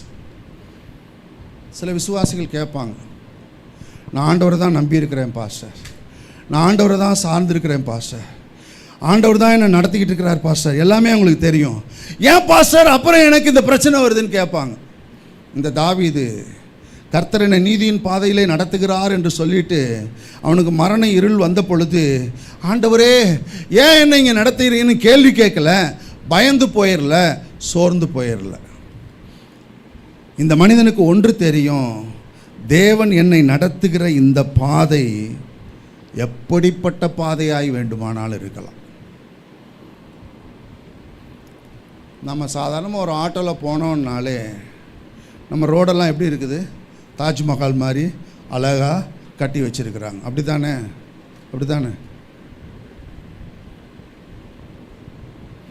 நான் அரசியல் பேசுகிறதுக்காக வரல, ரோடு அப்படி தான் இருக்கும். சில பேர் சொல்லுவாங்க, ஏன் பாருங்கள் பிரதர் ரோடு எப்படி இருக்குன்னு பாருங்கள். ரோடு அப்படி தான் இருக்கும். அதுபோல் தான் நம்ம வாழ்க்கையும் இருக்கும். நல்லதாக இருக்கும், அது ஒரு பள்ளம் வரும், அப்புறம் நல்லா இருக்கும், பள்ளமும் இருக்காது, ஒன்றும் இருக்காது, கார்ப்பரேஷனே ஒரு மேடு போட்டு வச்சுருப்போம். சரியா? சில நேரங்களில் காரை வேகமாக ஓட்டிகிட்டு வரும்போது பார்க்க மாட்டோம், ஆக்சுவலி அதில் ஒரு வெள்ளைக்கோடு போட்டிருக்கணும். இப்படி சில இடத்துல போடாமல் விட்டுருவாங்க, பக்கத்தில் வந்த பிறகு தான் தெரியும். போடு ஒரு பிரேக்கை, ஸ்பீட் பிரேக் அதுக்கு பேர். இதெல்லாம் ஒரு ரோட்லேயே வரும்னா உங்கள் வாழ்க்கையிலையும் என் வாழ்க்கையிலையும் வித்தியாசமான பாதைகள் வரத்தான் செய்யும். அருமையான விசுவாசிகள், உங்களுடைய வாழ்க்கையில எல்லா நேரமும் நல்லா இருக்கும்னு நீங்கள் நினச்சிங்க அப்படின்னா அது சரி வராது. ஒரு 100 அடி தூரம் கூட ஒரு குழி இல்லாமல் இந்த ரோட்டில் போக முடியலை நம்மளால். எனக்கு பிரச்சனையே குழி இருக்கிறதோ ஸ்பீட் பிரேக் இருக்கிறதோ இல்லை. நான் கார் ஓட்டும்போது எனக்கு இருக்கிற ஒரு 2 பிரச்சனை என்னென்னா, ஒன்று 2 வீலரும், இன்னொரு 3 வீலரும் தான். இந்த 2 வீலர் ஓட்டுற ஆட்களும் இந்த ஆட்டோக்காரன் தான். இஷ்டத்துக்கு வருவாங்க. அந்த 2 வீலர்காரனுக்கு என்ன தைரியம் தெரில, ஒரு தட்டினேன்னா அவள் தான் அவன் கீழே தான் ரோட்டில் தான் கிடக்கணும். நான் காரில் ஏறி உட்காந்துனே நான் ஜெபம் பண்ணுவேன். காருக்காக ஜெபம் பண்ண மாட்டேன், யாருக்காகவும் ஜெபம் பண்ண மாட்டேன். யாருக்காக ஜெபம் பண்ணுவேன்? எனக்காக தான் ஜெபம் பண்ணுவேன். எனக்கு நல்ல பொறுமையை தாங்க ஆண்டவரே, சகிப்புத்தன்மையை தாங்க ஆண்டவரே. நான் யாரை பார்த்து என்ன செய்யக்கூடாது, டென்ஷன் ஆகக்கூடாது. 2 வீலர் உள்ளே வந்தாலும் சரி, அவன் அடியிலே போனாலும் சரி, நான் சந்தோஷமாக அமைதியாக பொறுமையாக நான் ஓட்டணும் ஆண்டவரே, எனக்கு கிருபை செய்யுங்கப்பா. காரில் ஏறி உட்கார்ந்த உடனே நான் கண்ணை மூடிட்டு, ஆண்டவரே ஒரு குழியும் வரக்கூடாது, ஒரு ஸ்பீட் பிரேக் வரக்கூடாது, ஒரு 2 வீலர் வரக்கூடாது, ஒரு 3 வீலரும் வரக்கூடாது, எதுவுமே வர முடியாது. நான் மாத்திரம் தானே நான் 12 மணி 2 மணிக்கு தான் ஓட்டணும். அப்போ ஓட்டினா கூட இன்றைக்கி நிறையா கார் வருது இந்த சென்னை பட்டணத்தில். இந்த சங்கீதக்காரனுக்கு ஒன்று தெரியும், கர்த்தரனை நீதியின் பாதையில் நடத்தினாலும் இந்த நீதியின் பாதையிலே ஒரு மரண இருளின் பள்ளத்தாக்கும் என்ன செய்யும், வரும். இதை பார்த்து பதறுவதற்கோ, இதை பார்த்து முறுமுறுப்பதற்கோ, இதை பார்த்து ஆச்சரியப்படுவதற்கோ தேவன் நம்மை அழைக்கவில்லை. இந்த சங்கீதக்காரனுக்கு தெரியும், இந்த பாதையில் எல்லாம் இருக்கத்தான் செய்யும். இஸ்ரவேலர்கள் செங்கடலிலிருந்து வெளியே கடந்து வெளியே வந்த உடனே ஏராளமான வித்தியாசமான பாதைகளில் ஆண்டவர் அவர்களை நடத்தினார். எல்லாமே வந்தது அவர்களுக்கு. உங்களுடைய வாழ்க்கையிலும் என்னுடைய வாழ்க்கையிலும் தேவன் நடத்துகிற பொழுது சில நேரங்களில் நல்ல பாதையில் நடத்துவார். ஒரு பிரச்சனை இருக்காது, சந்தோஷமாக இருப்போம், சமாதானமாக இருக்கும். நம்மளுக்கே புது புது பாட்டெல்லாம், நம்மளுக்கு நிறைய பாட்டெல்லாம் வரும், நம்ம நல்லா தான் இருப்போம். ஆனால் புது புது பாட்டெல்லாம் பாடிட்டு சந்தோஷமாக போகும் பொழுது ஒரு குழியும் ஒரு மரண இருளும் நம்மளுடைய வாழ்க்கையில் வரும். பிரியமான ஏன் ஆண்டவர் தானே என்னை நடத்துகிறார், ஏன் ஆண்டவரை என்னை இதுக்குள்ள நடத்துகிறேன் என்று இந்த மனிதன் கேள்வி கேட்கவில்லை. ஏனென்றால் இந்த மனிதனுக்கு தெரியும் வாழ்க்கை என்பது, ஃபாதர் என்ன படித்து வச்சிருக்கிறாரு, போராட்டம். ஆனால் நல்லதொரு போராட்டம். சோத்திரம் ஃபாதருக்காக. ஆண்டவர் சொன்னார், உலகத்தில் உங்களுக்கு உபத்திரவம் உண்டு, ஆனாலும் திடன் கொள்ளுங்கள், உலகத்தை நான். இந்த சங்கீதக்காரன் மரண இருளின் பள்ளத்தாக்குக்குள்ளே நடக்கிற பொழுது, உங்கள் வாழ்க்கையில் நீங்கள் மரண இருளில் நடந்திருக்கீங்களான்னு தெரில. என் வாழ்க்கையை திரும்பி பார்ப்பேன்னா பல முறை நான் மரணத்தை சந்தித்து இருக்கிறேன். சின்ன வயசில் ஒரே ஒரு அனுபவம் மாத்திரம் சொல்கிறேன், கேளுங்க. பாபநாசம் எங்கள் அத்தை மாமாவுடைய வீடு இருக்கும் அங்கே பாபநாசத்தில். உங்களுக்கு தெரியுமா தெரியல, பாபநாசம்ன்றது விக்ரமசிங்கபுரம் போய் அங்கேருந்து மேலே போகணும். பாபநாசன் மேலே அப்பர் டேம்னு வாங்க, அங்கே மேலே மலை மேலே போகணும். ஒரு அருமையான ஒரு இடம். சின்ன வயசில் வாலிப வயசில் அத்தை வீட்டுக்கு போகிறதே ஒரு சந்தோஷம். சரியா? அங்கே போனால் அவங்க ஒரு நர்ஸு, நல்ல அழகான வீடு, ஒரு மாதிரி ஒரு ட்ரைபல் ஏரியா மாதிரி இருக்கும். அது அதிகமான ஆட்கள் இருக்க மாட்டாங்க. பின்னாடி ஒரு ஆறு ஒன்று ஓடும், அங்கே தான் போய் குளிக்கணும். மேலேருந்து வரும் அது ஆறு, பயங்கர ஃபோர்ஸாக இருக்கும், கிளியராக இருக்கும், க்ளீனாக இருக்கும். மலை மேலே உருவாகிற ஒரு ஆறு அது. முதல் நாள் எங்கள் அத்தான் கூப்பிட்டு போனார். எங்கள் அத்தான் என்னோட ஒரு 2 வயசு கூட. அத்தான் கூட்டிகிட்டு போனார். கூட்டிகிட்டு போயிட்டு காமிச்சார், சம்பத் தான் அந்த இடத்துல குளிங்க, வேறு எங்கேயும் போயிடாதீங்கன்னு ஒரு இடத்த காமிச்சார். ஒரு வழுக்கலான ஒரு பாறை இருந்துச்சு. அந்த பாறை பக்கத்தில் தண்ணி இருந்துச்சு. பார்த்தாலே எல்லாம் அடியில் எல்லாமே தெரியுது. இங்கே தான் ஆழம் இருக்காது, இந்த இடத்துல குளிங்கன்ட்டார். சரி தான்ட்டு நான் இறங்கி நல்லா குளிச்சுட்டு அதை தாண்டி போகும். நம்மளுக்கு நீச்சல் தெரியாது, சரியா? நீச்சல்னு எழுத மட்டும்தான் தெரியும், நீச்சல் தெரியாது. இறங்கி குதிச்சுட்டு நான் வந்துட்டேன். நான் அடுத்த நாள் அத்தான் கேட்டாங்க, நான் கீழே போகிறேன், நான் காய்கறியெல்லாம் வாங்க போகிறேன், சம்பத் நீ போய் குளிச்சிடுறான்னு. சரி தான், நான் போய் குளிச்சிட்றேன் தான். போனேன், ஆற்றுக்கு போனேன். அப்பவும் பார்த்து ஒருத்தனுமே வரல, ஒரு ஆள் கூட இல்லை. நான் அந்த வழுக்கு பாறை எங்கே இருக்குன்னு கரெக்டாக கண்டுபிடிச்சி உள்ளே இறங்கி குளிச்சுட்டு வந்துட்டேன். நீங்கள் சஸ்பென்ஸ் எதிர்பார்க்காதீங்க, ஒன்றும் ஆகலை. சரியா? பாஸ்ட் போயிட்டாரோன்னு நினச்சிடாதீங்க, சரியா? வழுக்கு பாறை இருந்துச்சு, அங்கே இறங்கி குளிச்சுட்டு வந்துட்டேன். நான் 3ஆவது நாள் சொன்னார், அதான் குளிக்க போகலாம். ஏன்னா ஆற்றுல குளிக்கிறது சந்தோஷம் தானே. சரி நான் ஆற்றுல போய் குளிப்பேன். 3ஆவது நாள் போனேன், வழுக்கு பாறை தான் காட்டின வழுக்கு பாறை அங்கே இருக்குது. நான் அப்படியே பாறாக்க பார்த்துக்கிட்டே நடந்து போயிட்டு வழுக்கு பாறை அங்கே இருந்துச்சு. உள்ளே குதிச்சிட்டேன். நான் குதிச்சா கால் தரையில் படலை. தரையை தேடுறேன், தரையை காணும். உள்ளே போயிட்டு தடவை உள்ளே போயிட்டு வெளியே வந்தேன். பக்கத்தில் ஒருத்தர் இருந்தான், அவனை பிடிக்க போனேன். அவன் என்னை தட்டி விட்டான். நீ 2ஆம் தடவை உள்ளே போயிட்டேன். நான் கத்தவும் முடியலை. என்னால் அத்தான் அது கத்தலாம் இல்லை. அவர் ஃப்ரெண்ட்ஸோடு நின்று பேசிகிட்டு இருக்கிறார். ஏன்னா நம்மளுக்கு என்றைக்கு இந்த சாவு பயம் வந்துருச்சோ அன்றைக்கே நம்மளுக்கு மனசுலேருந்து என்ன வராது, வாயிலிருந்து வார்த்தையே வராது நம்மளுக்கு. 2ஆம் தடவையும் உள்ளே போயாச்சு. 2ஆம் தடவை உள்ளே போயிட்டு கை தூக்கிட்டு வெளியே வர்றேன். நான் அவர் நின்று பேசிக்கிட்டே இருக்கேன். அதையும் நான் வாயிலிருந்து ஒன்றுமே வரமாட்டேங்குது. ஏன்னா நம்மளுக்கு தெரிஞ்சலன்னா பரலோகம் தான் தெரியுது. நம்மளுக்கு தேவதூதர்கள்லாம் தெரியுறாங்க. நான் கண்டிப்பாக நம்ம எங்கே போக போகிறோம், பரலோகத்துக்கு போக போகிறோம். தேவதூதர்கள்லாம் நம்மளை வரவேற்கிறதுக்கு வந்து நிற்கிறதெல்லாம் தெரியுது நம்மளுக்கு. அப்பவும் அவனை போய் பிடிக்க போகிறேன். அவன் அப்பவும் என்னை தள்ளி விட்டான்.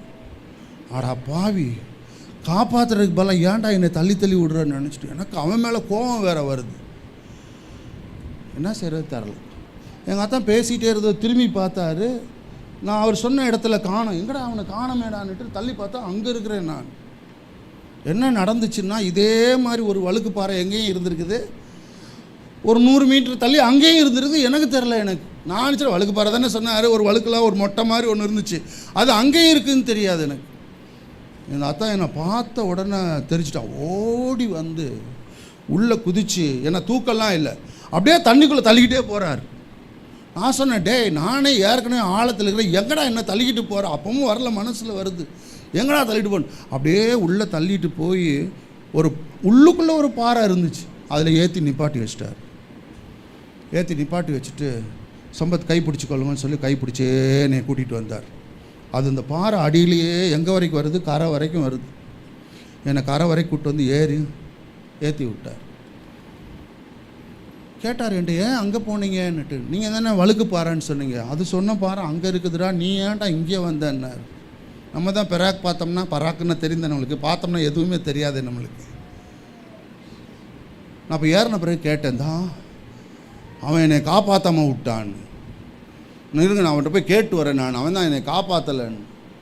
அவர் சொன்னார், போன மாதம்தான் அவன் தம்பியை ஒருத்தன் இதே மாதிரி உள்ளே விழுந்த உன்ன மாதிரி ஒரு ஆள் அவன் கழுத்தை பிடிச்சி சேர்த்து இழுத்துட்டு போயிட்டானான். சரியா, தனியாக நரகத்துக்கு பிறகு விருப்பம் இல்லைன்னு ஜோடியாக போயிட்டான். அதனால் இவனுக்கு என்ன ஆயிடுச்சுன்னா, தம்பியை இழுத்துட்டு போன மாதிரி நம்மளையும் இழுத்துட்டு போயிடுவானோன்னுட்டு பயத்தில் தான் தட்டி விட்டேன். ஓ அது வேறு இருக்குதா நான் நினச்சிட்டேன்.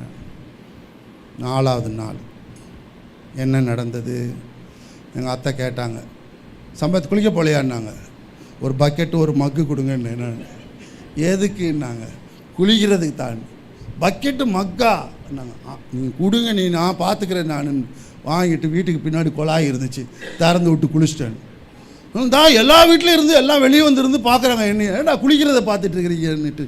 ஏன்னா அங்கே யாருமே எதில் குளிக்க மாட்டாங்க, குழாயில் குளிக்கிற பழக்கம் யாரும் கிடையாது, எல்லாம் ஆற்றுல தான் குளிப்பாங்க.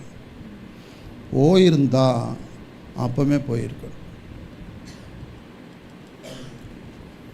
மரண இருளின் பள்ளத்தாக்கிலே நீங்கள் போகிற பாதை உங்களுக்கு சொல்லும், உன் வாழ்க்கை முடிஞ்சிருச்சு, இதுக்கு மேலே உனக்கு நேரமே கிடையாது, அவ்வளோதான், நீ க்ளோஸ்னு சொல்லும்.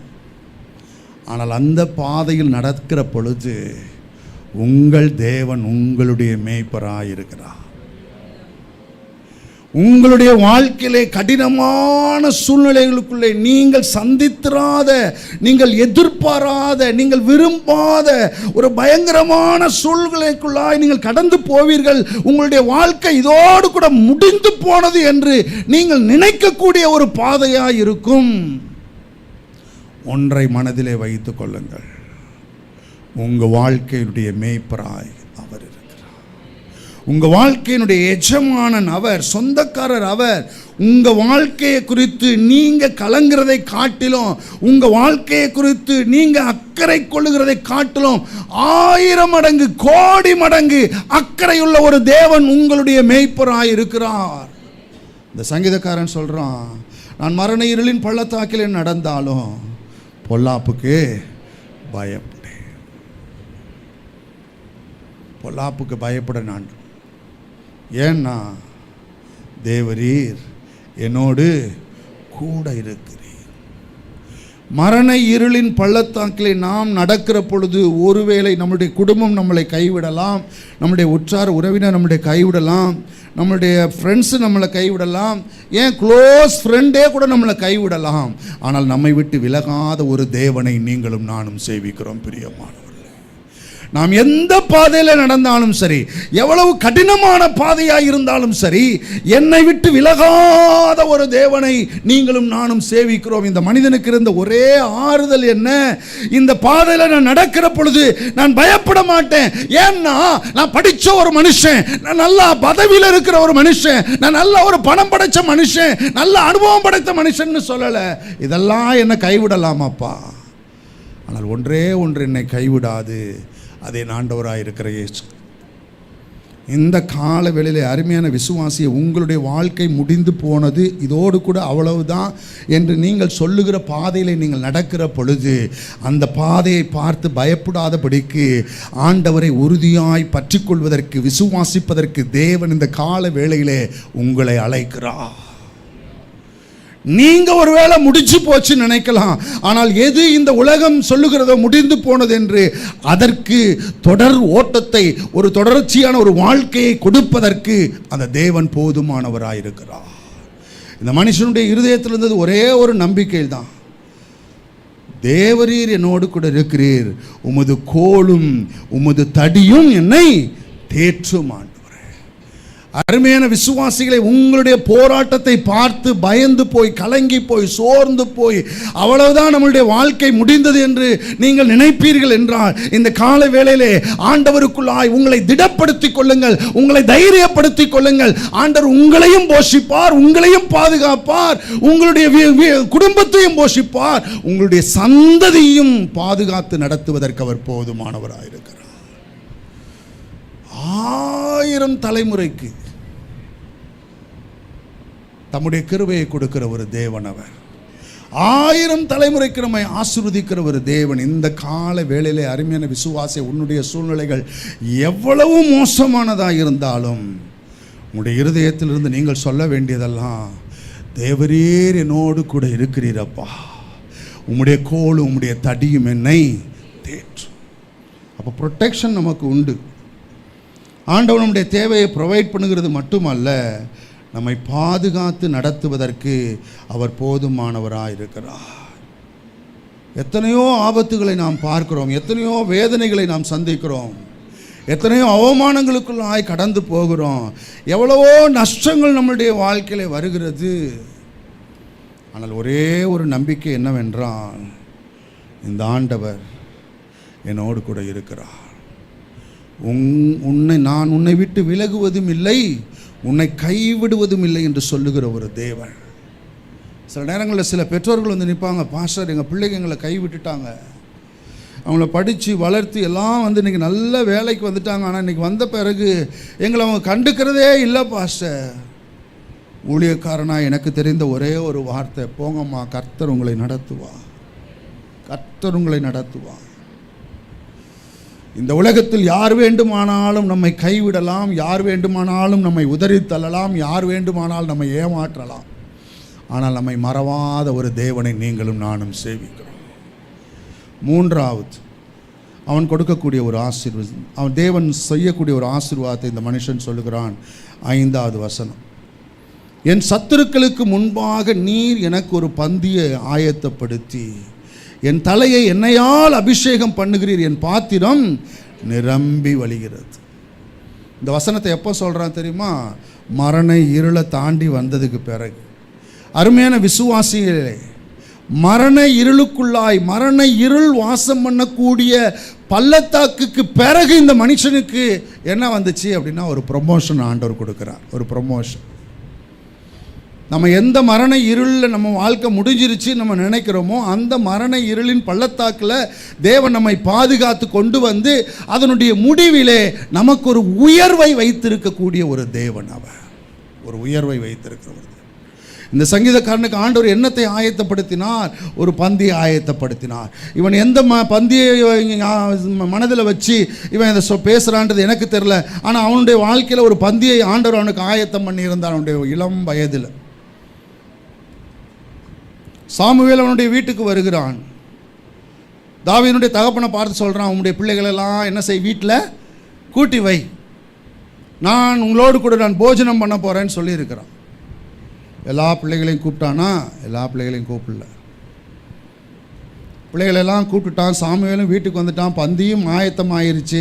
சாப்பிட்றதுக்கு முன்னாடி பலியை செலுத்திட்டு இந்த மனிதர்கள் ஒவ்வொருவரில் யார் தேவன் தெரிந்து கொண்ட ராஜாவாக இருப்பதற்கு தேவன் தெரிந்து கொண்டார் என்ற எந்த மனுஷன்னு சொல்லி ஒவ்வொரு மனுஷனாக கூப்பிட்டு அவன் மேலே கையை வச்சு ஜெபம் பண்ணும் பொழுது ஆண்டவர் சொல்கிறார், நான் இவனை என்ன செய்யலை, தெரிந்து கொள்ளவில்லை. ஒவ்வொரு மனுஷனாக போயிடுறான். இப்போ சாவல் பார்க்குறான், என்னடா எல்லா மனுஷரும் முடிச்சு போச்சு, இங்கே யாருமே இல்லையே, யாரை நான் அபிஷேகம் பண்ணுறது? அப்போ சாமுவேல் தகப்பன் பக்கமாக ஈசாயின் பக்கமாக திரும்புகிறான். திரும்பி கேட்குறான், உனக்கு இவ்வளோ தான் பிள்ளைகளா, இல்லை வேறு பிள்ளைகள் இருக்கிறாங்களா? இல்லை, இன்னும் ஒரு பிள்ளை இருக்கிறான். அவன் ஆடு மேய்ச்சிட்டு எங்கே இருக்கிறான்? வனாந்தரத்தில் இருக்கிறான். அது எதை காண்பிக்கிறது என்றால், ஒரு மாபெரும் இஸ்ரவேலின் தீர்க்கதரிசி ஒருவன் வீட்டுக்கு வருகிறான், பிள்ளைகளெல்லாம் கூப்பிட்டு வையின்னு சொன்னால் கூட இந்த கூட்டத்தில் யார் இருப்பதற்கு தகுதியாக இல்லை? இந்த சாமுவேலுக்கு வேலை இல்லை. இந்த மன்னிக்கணும், இந்த தாவீதுக்கு வேலை இல்லை. அவன் சின்ன பையன். நம்மெல்லாம் பேசும் பொழுது, இந்த தீர்க்கதரிசி தன்னுடைய ஊழியத்தை செய்யும் பொழுது அவனுக்கு இங்கே என்ன இல்லை? வேலை இல்லை. அப்போ தகப்பன் அவனை ஒதுக்கி வச்சுட்டான். நேரங்களில் எங்கள் பசங்க, என்னுடைய பையன் வந்து கேட்பான், 2வது பையன் குறிப்பாக, டாடி நான் பெரிய பையனா சின்ன பையனான்னுவான். ஏன்னா அந்த கேள்வி கேட்குற அப்படின்னு. ஏதாவது தப்பு பண்ணிட்டா மம்மி சொல்கிறாங்க, இவ்வளோ பெரிய பையனாக இருக்கிற ஏன்டா அப்படி பண்ணுன்றாங்க. சரி, குடும்பத்தில் நீங்கள் ஏதோ ஒரு விஷயம் பண்ணும்போது ஏதோ ஒரு பிரச்சனை இருக்குது, ஏதோ ஒரு கஷ்டம் இருக்குது, என்னன்னு வந்து கேட்டால் நீ சின்ன பையன், நீ போயிருன்றாங்க. அப்போ நான் பெரிய பையனாக தெரிகிறேன், இப்போ நான் எப்படி தெரிகிறேன்? சின்ன பையனாக தெரிகிறேன். இந்த தகப்பனுக்கு ஆடை மேய்க்கும் பொழுது என்னவாக தெரிகிறான்? பெரிய பையனாக தெரிகிறான். இந்த ஆட்டை என்ன செய்வான்? பத்திரமா பாதுகாத்துக்கொள்வான், கவனமாக செய்வான். நீ ஆடு மேய்க்க போடா. ஆனால் தீர்க்கதரிசி வீட்டுக்கு வரும்பொழுது அந்த பையன் இவனுக்கு என்னவா தெரிகிறான்? சின்ன பையனாக தெரிகிறான். இவன் அவனுக்கு இதில் அவனுக்கு சம்மந்தம் இல்லை, இது அவனுக்கு தேவையில்லாத ஒன்று. அண்ணங்காரன் கூட யாரும் ரெக்கமெண்டேஷன் பண்ணலை. ஏன்னா அவங்க நினச்சிருப்பாங்க அவன் இல்லாதது நல்லது தான் அப்படின்னு. இந்த சங்கீதக்காரன் சொல்லுகிறான், என் சத்துருக்களுக்கு முன்பதாக நீர் எனக்கு ஒரு பந்தியை ஆயத்தப்படுத்தி என் தலையை எண்ணெயால் அபிஷேகம் பண்ணுகிறீர், என் பாத்திரம் நிரம்பி வழிகிறது. அருமையானவர்களே, உங்களுடைய வாழ்க்கையில் தேவன் உங்களுக்கு என்ன உயர்வை வைத்திருக்கிறாரோ அந்த உயர்வை இந்த உலகத்தில் தடுப்பதற்கு ஒரு சக்தியாலும் முடியாது. இந்த காலவேளையில் கர்த்தர் உங்களுடைய குடும்பத்தினுடைய, உங்களுடைய தனிப்பட்ட வாழ்க்கையினுடைய மேய்ப்பராய் இருப்பார் என்றால், உங்கள் வாழ்க்கை மேன்மை அடைகிறதை, உங்களுடைய குடும்பம் மேன்மை அடைகிறதை, உயர்கிறதை, நீங்கள் வளருகிறதை இந்த உலகத்தில் எந்த சக்தியாலும் தடுத்து நிறுத்த முடியாது என்கிற ஒரு விசுவாசத்திற்குள்ளாய் கடந்து வாருங்க. சில விசுவாசிகள் தங்களுடைய சூழ்நிலைகளை பார்க்குறாங்க, தங்களுடைய பிரச்சனைகளை பார்க்குறாங்க, தங்களுடைய படிப்பை பார்க்குறாங்க, தங்களுடைய அறிவு திறமைகளை பார்க்குறாங்க. இவ்வளவுதான் என்னுடைய வாழ்க்கை மேன்மை, இவ்வளவுதான், இதுக்கு மேல என் குடும்பம் மேல வர முடியாது, நாங்க இதுக்கு மேல தலையெடுக்க முடியாது, இதுதான் என்று சொல்லி செட்டில் ஆகி விடுகிறார்கள் அதிலேயே. ஆனால் ஆண்டவர் உங்களுக்கும் எனக்கும் உயர்வுகளை, மேன்மைகளை வைத்திருக்கிற ஒரு தேவன்.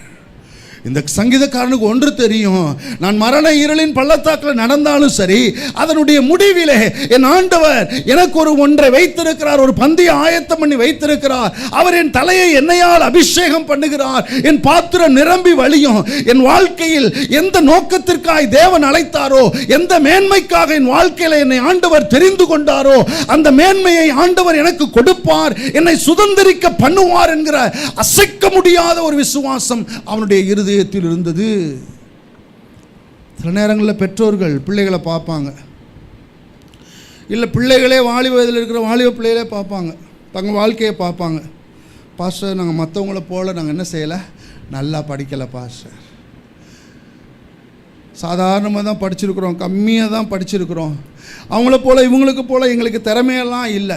பெற்றோர்கள் பிள்ளையை பார்ப்பாங்க, அடுத்த பிள்ளைகளை பார்ப்பாங்க, அந்த பிள்ளைகள்லாம் ஸ்மார்ட்டாக இருக்குது, இந்த பிள்ளை ஸ்மார்ட்டாக இல்லையே, அந்த பிள்ளைகள்லாம் நல்லா படிச்சிருக்குது, என் பிள்ளை நல்லா படிக்கலையே, இவனுக்கு என்ன எதிர்காலம் வருமோ, இவெல்லாம் மேலே வருவானுங்கிற விசுவாசம் அவங்களுடைய இருதயத்தில் இருக்காது, பிள்ளைகளுடைய இருதயத்தில் இருக்காது. இந்த காலவேளையில் அப்படிப்பட்ட ஒரு வாலிபனாய், அப்படிப்பட்ட ஒரு பெற்றோராய் நீங்கள் இருப்பீர்கள் என்றால், இந்த காலவேளையிலே ஒரு விசுவாசத்திற்கு தேவன் உங்களை அழைக்கிறார். எனக்காக, என் பிள்ளைகளுக்காக என்னத்தை தேவன் ஆயத்தம் பண்ணி வைத்திருக்கிறாரோ அந்த மேன்மையை, அந்த உயர்வை நானும் என் குடும்பமும் என் பிள்ளைகளும் சுதந்திரித்துக் கொள்ளுவோம் என்கிற விசுவாசம் உங்களுடைய இருதயத்தில் இருக்கும் என்றால், உங்கள் தலையை உயர்த்துகிற ஒரு தேவனை நீங்கள் ஆராதிக்கிறீர்கள். உன்னை வாளாக்காமல் தலையாக்குவேன், நீ கீழாகாமல் நீ மேலாவா என்று சொல்லுகிற ஒரு தேவன் அவர். தம்முடைய ஜனங்களை எப்பொழுதும் ஆசீர்வதித்து உயர்த்த விரும்புகிற ஒரு தேவன் அவர். இந்த காலவெளியிலே உங்களுக்காய் வைத்திருக்கிற உயர்வுகளை, மேன்மைகளை, ஆசீர்வாதங்களை சுதந்திரிப்பதற்கு தேவன் உங்களை அழைக்கிறார். பிரியமானவர்களே, சூழ்நிலைகளை பார்த்து, உங்கள் திறமைகளை பார்த்து, படிப்பை பார்த்து, இல்லை வசதியின்மையை பார்த்து, சில நேரங்களில் சில ஆட்கள் சொல்லுவாங்க, என் பேக்ரவுண்டு சாதாரண பேக்ரவுண்டு பாஸ்டர். உன் பேக்ரவுண்டை பார்க்காதீங்க, மேலே பார்க்க கற்றுக்கொள்ளுங்க. உங்களுக்கு சாதாரண பேக்ரவுண்டோ பயங்கரமான பேக்ரவுண்டோ, உங்கள் தலையை உயர்த்துகிறது யார்?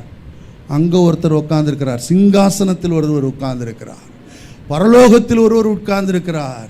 என்னை 24 மணி நேரமும் என்னை வாட்ச் பண்ணி எனக்காக மேன்மைகளை ஆயத்தம் பண்ணி என் பிள்ளை இந்த மேன்மைகளை சுதந்திரித்து கொள்ள வேண்டும் என்று எனக்காக தம்முடைய ஜீவனை கொடுத்த ஒரு தேவன் ஒருவர் இருக்கிறார். இந்த கால வேளையில் உங்கள் தலையை உயர்த்துவதற்கு. கடைசியாய் 6வது வசனத்தில் சொல்லுகிறான், என் ஜீவனுள்ள நாளெல்லாம் நன்மையும் கிருபையும் என்னை தொடரும்.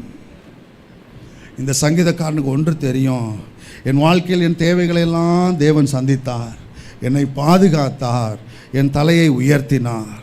இதெல்லாம் எதனால் வந்துச்சு? நான் நல்லவன்றதுனாலையோ, வல்லவன் என்கிறதுனாலையோ, நான் திறமையானவன் என்கிறதுனாலையோ, நான் படித்தவன் என்கிறதுனாலையோ, இல்லை நான் வேறு எந்த விதத்துலையும் மேன்மையானவன் என்கிறதுனாலே அல்ல. இதெல்லாம் தேவன் எனக்கு தந்திரலின கிருபையினால் கொடுக்கப்பட்டது.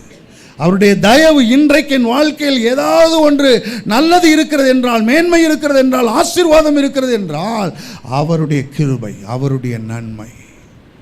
இந்த நன்மை என் வாழ்க்கையில் என்ன செய்யும்? தொடரும். அதனுடைய அர்த்தம் என்ன? என்னை போஷித்தார் அல்லவா, என் வாழ்க்கையினுடைய கடைசி நாள் வரைக்கும் அது தொடரும்.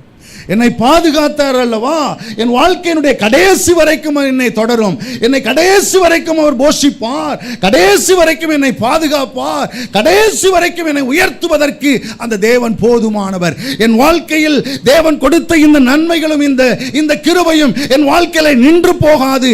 என்னுடைய மூச்சு இருக்கிற வரைக்கும், இந்த உலகத்தில் நான் வாழ்கிற வரைக்கும் இது என்னை தொடரும் என்கிற விசுவாசம் அவனுடைய இருதயத்தில் இருந்தது. நீங்கள் எத்தனை வயசானாலும் சரி, சூழ்நிலைகள் எவ்வளவு கடினமானதாக இருந்தாலும் சரி, நீங்கள் ஒரு 60 வயசில் இருப்பீங்கன்னா உங்களுக்கு நான் சொல்கிறேன், நான் 20 ரூபா அரிசி விற்கும் போது நம்ம சாப்பிட்டோமா இல்லையா? 30 ரூபா வாங்குற போது சாப்பிட்டோமா இல்லையா? இப்போ எவ்வளோ விற்கிது? நீங்கள் சாப்பிட்ற அரிசியோட விலை எனக்கு எவ்வளோன்னு தெரியலை. நான் 2-3 ரூபா இருக்கிற காலத்துலேயும் சோறு சாப்பிட்டேன். இன்றைக்கி 50, 60, 70, 80 ஆனாலும் என்ன செய்கிறோம்? 100 ரூபா போட்டு பாசுமதி வாங்கி பிரியாணி சாப்பிட்ற அளவுக்கு ஆர்டர் நம்மளை வச்சிருக்கிறார். ஏனென்றால் நன்மையும் கிருபையும் ஜீவன் உள்ள நாளெல்லாம் தொடரும்.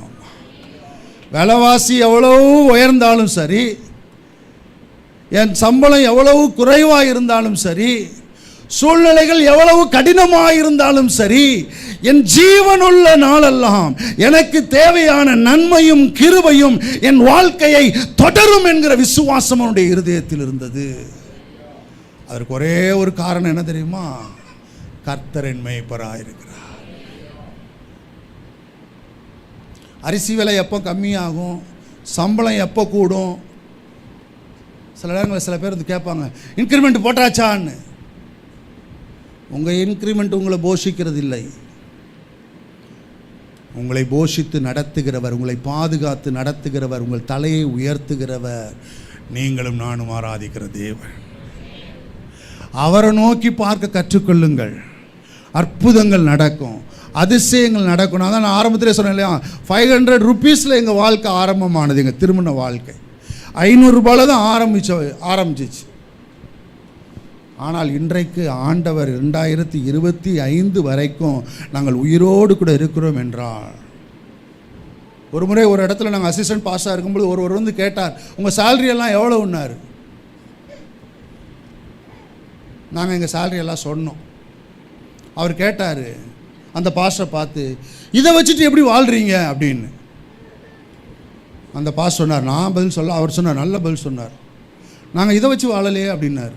அப்போ எதை வச்சு வாழ்கிறீங்க, வேறு ஏதாவது இருக்கான்னாரு. வேறு ஒன்று இருக்குன்னார். என்னதுன்னார்? ஆண்டவராக இருக்கிற இயேசு கிறிஸ்து அப்படின்னு. அவர் உயிரோடு கூட இருக்கிற வரைக்கும் நாங்கள் உயிரோடு கூட இருப்போம். அவர் என்னைக்கு சாகுறாரோ அன்னைக்கு நாங்கள் செத்துருவோம். அவர் சாவாரா? இன்ன வரைக்கும் நல்லா இருக்கிறோம். அருமையான விசுவாசிகள், இந்த கால வேளையில் உங்களுடைய இருதயம் அவிசுவாசத்தினாலே, சந்தேகத்தினாலே, சோர்வினாலே நிறைந்திருக்கும் என்றால் இந்த சங்கீதக்காரன் உங்களை விசுவாசத்திற்கு நேராய் அழைக்கிறான். ஏனென்றால் கர்த்தர் உன் வாழ்க்கையினுடைய மேய்ப்பராய் இருக்கிறார். அவர் உன்னை போஷிப்பார், அவர் உன்னை பாதுகாப்பார், அவர் உன்னை தலையை என்ன செய்வார்? உயர்த்துவதற்கு அவர் போதுமானவர். இன்றைக்கு மட்டுமல்ல, நாளைக்கு மட்டுமல்ல, 2026 மட்டுமல்ல, உன்னுடைய ஜீவனுள்ள நாளெல்லாம், உங்க நாசியில சுவாசம் இருக்கிற வரைக்கும், உங்களை கடைசி நிமிஷம் நொடி வரைக்கும் உங்களுக்கு நன்மையும் கிருபையும் கொடுத்து நடத்துவதற்கு இந்த தேவன் போதுமானவராயிருக்கிறார். அருமையான விசுவாசிகள், இந்த கால வேளையிலே அந்த விசுவாசத்திற்கு நேராய் உங்களை அழைக்கிறார். ஆண்டவரே, நீர் என்னுடைய வாழ்க்கையினுடைய மேய்ப்பர் என்று சொல்லி அந்த மேய்ப்பரை கண்ணோக்கி பார்ப்பதற்கு, அந்த மேய்ப்பரை சார்ந்து கொள்வதற்கு, அந்த மேய்ப்பரை உறுதியாய் பிடித்துக் கொள்வதற்கு, அந்த மேய்ப்பரை விசுவாசிப்பதற்கு தேவன் அழைக்கிறார். அவர் உங்களுடைய வாழ்க்கையினுடைய எஜமானனாய், அவர் உங்களுடைய வாழ்க்கையினுடைய மேய்ப்பராய் இருப்பார் என்றால் நீங்கள் ஒரு காலம் உங்களுடைய வாழ்க்கையிலே தாழ்ச்சி அடைந்து போவதில்லை. பிரியமான நம்ம பிள்ளைகள், ஒருவேளை என் பையனை வச்சுக்கொள்ளுங்க, என் பையன் ஒருவேளை கிழிஞ்ச சட்டை போட்டு போகிறான்னு வச்சுக்கொள்ளுங்க. யாருக்கு அசிங்கம்? யாருக்கு அசிங்கம்? நான் ஒரு வேதாம கல்லூரியினுடைய பிரின்சிபல். நான் பேர் பெத்த பேர் தான் பிரின்சிபல். அது மட்டும் இல்லை, ஓவர்சியர். நான் 6 செக்ஷனுக்கு மேலே இருக்கிறேன். நான் ஓவர்சியராக இருக்கிறேன். நான் என் பையன் இங்கிட்ட ஒரு கிழிஞ்ச சட்டை, இங்கிட்ட கிழிஞ்சு பேண்ட்டு கிழிஞ்சதை பற்றி நான் பேச மாட்டேன். ஏன்னா அது கிழிஞ்சு தான் போட்டு போகணும். சரியா? ஜீன்ஸ் பேண்ட்டு கிழிஞ்சா பிரச்சனை கிடையாது, அவனே கிழிச்சு விட்டுக்கிறாங்க நிறைய பேர். சோத்திரம். அப்படி பிள்ளைகளை ஆண்டர் எனக்கு கொடுக்கல. கிழிஞ்சு போன ஒரு சட்டை, கிழிஞ்சு போன ஒரு செருப்பு, ஷூவு போட்டு போனான்னா யாருக்கு கேவலம்? யாருக்கு கேவலம்? யாரோ கேட்குறாருன்னு வச்சுக்கொள்ளுங்க. ஜானே கேட்குறாப்புல என் பையனை பார்த்து, உங்கள் அப்பா யார்? எங்கள் அப்பா தான் Madras age Bible college principal, overseer reverend M Sampath. சட்டையும் பார்ப்பான், ஷூவையும் பார்ப்பான்.